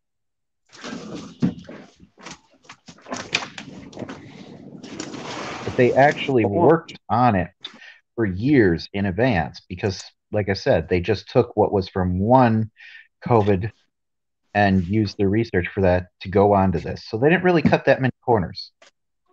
Yeah, and that's what I don't get is here is they're saying it's basically another form of an existing COVID. Why did they start over here and start from scratch with what they're doing? Yeah. It doesn't make any sense. Which is what Russia did not do. They took something that was already pre-existing and said, well, let's use this to make this faster.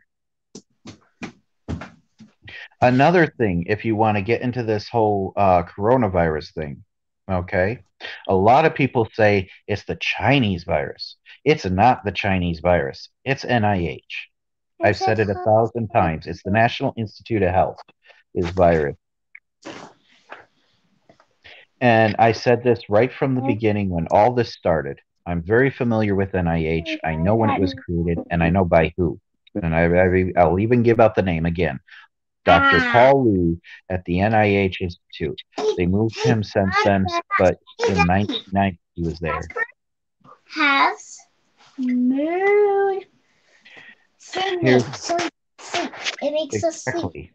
However, when it came to this, all right, the transfer of it from animals to humans, NIH is actually what runs the Wuhan lab, okay? A good portion of it in China is ran by NIH. We, as NIH, were the ones having them do that kind of research. Yep. That's actually been proven since I said it from day one. The difference is it's recently been proven later because they actually went after Dr. Fauci about that. And a bunch of other shit that he was doing too. And before anybody else knew this, I knew what was going on in NIH. And I knew what this was. And I claimed it right off the day. You can look at my videos in the beginning.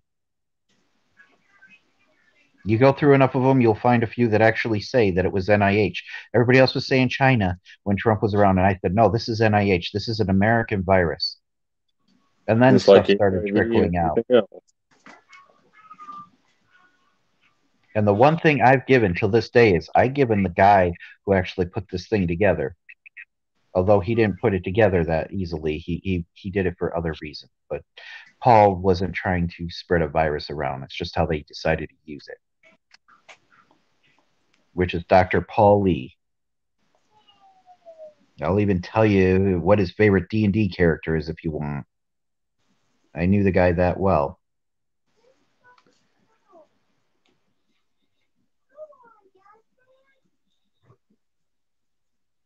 Yeah, don't believe everything about the government. I'm sorry. But it's crooked, it's evil. They've even wanted to kill Americans for other reasons to start wars. If you even go back to the Vietnam War, the Gulf of Tonkin incident was bullshit. Literally, that was started over bullshit, and they admitted it in the Pentagon Papers. This is just the same stuff.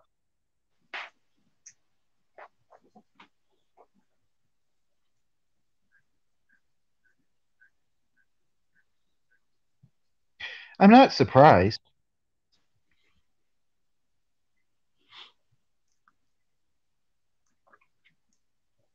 You can find the evidence. They've actually come out with it. They're not even hiding this stuff anymore. That's the thing. When people say they need evidence, it's not hard to look. It was literally on international news. They went after Dr. Fauci for literally doing this. For literally having a program where they were dealing with this stuff, where they literally were trying to figure out how to get it to transfer from humans to people.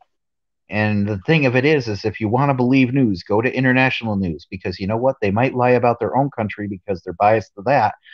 But if you go to enough of them and they all say the same thing, they're not going to lie about America because they're not really happy with America. So they'll say what it is. And if the people that are friends and enemies of us are saying the same shit, that's pretty much what you can pick out as the truth. Yep. But American media will lie to you left and right about America and everybody else. Shit, they're basically part of the damn government anyways now. Yeah, well, they are. They're all paid. That's why I quit watching the mainstream news, because it's all crock of shit. Just like the numbers on everything going on, they're lying about that too. And they got caught doing it. Mm-hmm. They couldn't even give a straight answer on the freaking newsstand. Yeah. Well, like I told you, this shit was made originally. This research originally was started in 1992 by Dr. Paul Lee. That you won't hear on any of the news. That's my personal information I put out there for you guys. Dr. Paul Lee started this for his own research. At that time, it was actually to basically just study some types of new viruses and coronaviruses.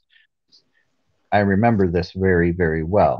This was done in NIH in Maryland, right outside of Washington, D.C. I've said it 1,000 times. I'll say it 1,000 more. No one's ever going to believe me, except for a few people. But it can be verified just by calling NIH and asking them a few things, like how to get a hold of Paul Lee and what he was researching. And you could actually figure out some things like that. You could even use my real name if you know me in reality. Yeah, because they know me there in NIH.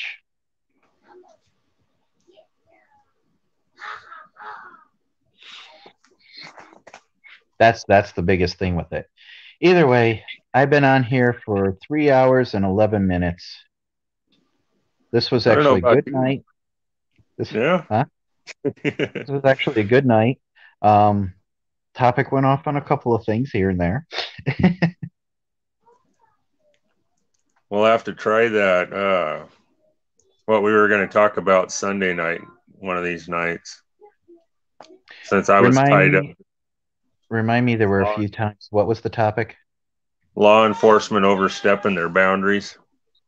Oh, yes. Shoot. Well, I did do one on that the other night. It was short, but I did do that a little bit. Yeah, I didn't get home till, 10:30, 11 o'clock at night that night? Yeah. That was a long day for me. But, well, we can cover a little bit of it before I end this if you want. What was it that I called that? It's we started off with it. I did it yesterday. Shoot, what is the name of that? I wrote it in the message for you. It's when law enforcement actually takes the goods from people. What is that called? Oh shit. No, I'd have to go back and look. Yeah, I would, but if I go off StreamYard, it'll mess with everything. No, we can cover that later. Yeah, but basically, law enforcement does take away a lot of money from poor people, and I literally mean literal theft. I've even covered it in here today, earlier on in the stream. Yeah. Literally taking money away and stealing from poor people, but they made it legal for police to do that, and I disagree with this. Like, literally, all a police officer has to do is say, I suspect this person of committing a crime or possibly going to commit a crime or being a criminal of some sort, and like, say, I suspect him of drug dealing. You may never have sold drugs in your life, but if they suspect that, yes, asset forfeiture. Thank you. There you go. Yes. And they can literally just take your money, just like theft. Okay, a police officer could walk up to me and go, this is asset forfeiture because I suspect you. No crime, no charges ever pressed, and I just got my money stolen, which might be for my rent or whatever. My hard-earned money. They go after the lower class for that because they can't afford the attorney fees and the court and all that crap. Exactly. To back themselves up. They have no way of defending themselves. Exactly. And on top of that, most of the time what they take it's going to cost more in attorney fees than what they just took out of you. Yep. I used to just say the hell with it and have at it, not anymore. Yeah. I will go freaking nuts on them. Yep. Let's say they try to take $800 and I'm going to pay my rent. Well, I'm going to pay my rent and they try to take that $800 out of me. They take that away from me and I try to get it back and I go for an attorney and all this stuff. Then I also have to prove why I need it, which is fucked up in the first place. That's actually part of it. Even if it's just my money. Well, why do you need it? Because it's my money. What the fuck else do you need? But, I also have to prove that within the court case. On top of which, and you could Google that up and they'll even tell you that. On top of which, that it's literally a aspect of at that point, it costs more for the attorney than it would for me to get the $800 back. Yep. To give up on it. Around here, it's $3,000 for an attorney fee, just for a retainer fee. That's not including the hourly charge they put on you. Just to talk. Yeah. And more people go to prison for being poor than anything else. Yep. Like, seriously, if you actually look at our actual prisons, you either have people in there, on the top number of people that are in there, is either you are doing drugs or have something in that grounds, or you are in there for, say, not being able to pay a bill because you ran into hard times, literally. Well, that's what happened to me. It was 8 years ago or so. Okay, with my oldest son, I have to pay child support on him because I'm not with his mom anymore. Yeah. My 90% of my working career, you have to have a license for. For one, out here, even if you live, like right now, I live at work, I still have to drive. Mm-hmm. What's the first thing they go after if you get behind on your child support? Your license. Mm-hmm. Well, how the hell is anybody out here in the middle of nowhere supposed to make a living without a driver's license and pay that child support? True. So they pull your license. They don't tell you. There's 3 or 4 times I never got a notice. I'd get stopped for driving without a license and arrested. There's my court fees and attorney fees and all that crap. Mm-hmm. And I can't even get to work to make the money to pay it. Then there's enough guys, well, not just guys, there's enough people that got behind on their child support, they get thrown in jail for that. Mm-hmm. Or pull their license, don't know about it, throw them in jail for that. You do that enough times, they'll throw you in prison for it. Mm-hmm. How the hell are you supposed to get your life back? Yeah. It's all a trap. The whole damn works is set up that way now. Yeah. It's not. That's just one incident. I mean, there are so many different ways that you can. Oh, yeah. Then you got yahoos like my cousin and my cousin-in-law, and then another guy I know. So they break the law all they want. They'll steal cars. They'll get caught with them and everything else. They just turn them loose because they're rolling on their people. They're ratting them out just to get themselves out of trouble. So they just keep turning them loose. They don't straighten their shit out. Well, see, this is where I'll disagree. If they have a real cause, then they should press charges. If they can't press charges, don't take it.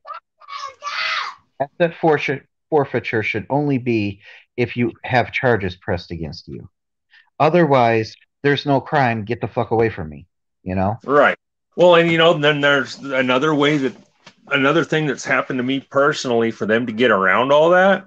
Mm-hmm. There was one local cop down here that he would stop me. He stopped me 5 or 6 times in a week, or anybody else that went through that part of town. He'd pull them over.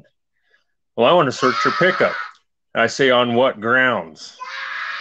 Where's your warrant? So he'd have the assisting officer arrest me and put me in the back of his cop car so he could search my pickup. Did he press charges? No. Then it's not an arrest. Then it's an unlawful detaining. If they put you in handcuffs, okay? If they put you in handcuffs in the back of the patrol car, They have to press a charge or come up with a thing, or else it's an unlawful detaining and unlawful search and seizure. You should have literally went after that cop like it was after the first time. You should have went after him literally and said, "All right, I'm pressing charges right now against you if you're not taking me in for something." No, go to bed. Yeah, You know, and I don't know what the hell he had, because this was in, I don't know what the hell he had over everybody, but this was in a trailer. This is literally in a trailer park. No, go to bed. This is literally in a trailer park up the road that just basically got their own zip code. No, go to bed. But yeah, it's literally a trailer park with their own zip code. Hold on a second. Yes, Duke. If you're an endangerment, or if you are actually being charged, but if you're a danger, if they believe you're a danger, or if you're being charged and they cuff you, they have to press charges. If they don't press charges and they're just doing it so that they can break the rules, you can bring them up on charges. Another time, same cops pulled me over because you know that. Can I just one more thing I want to add? Technically, even if he was handcuffed, if they are not going to bring him in charges, they're not allowed to actually search his truck. They can tow his truck and bring him in on charges. Otherwise, they have to let him go. Here's the real kicker. He could bring them up on charges. Here's the real kicker. When they did all this, I was in a driveway. I was on private property. Mm-hmm. So they shouldn't have been able to do it in the first place, because this was all on private property.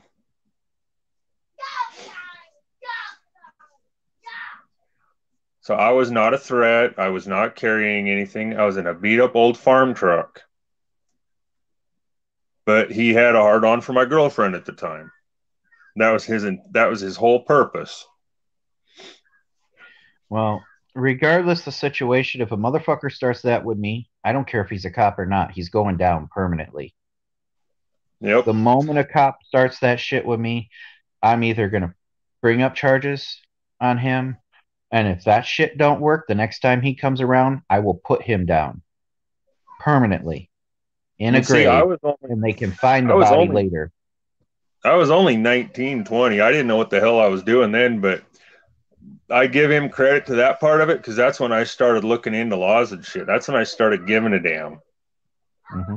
Because the next time he pulled me over was because that mesh camouflage netting, that the military used to cover up their equipment back in the 90s.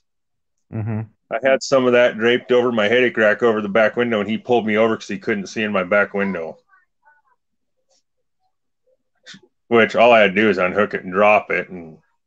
But how is that illegal? But you can put the screen print shit on your back windows.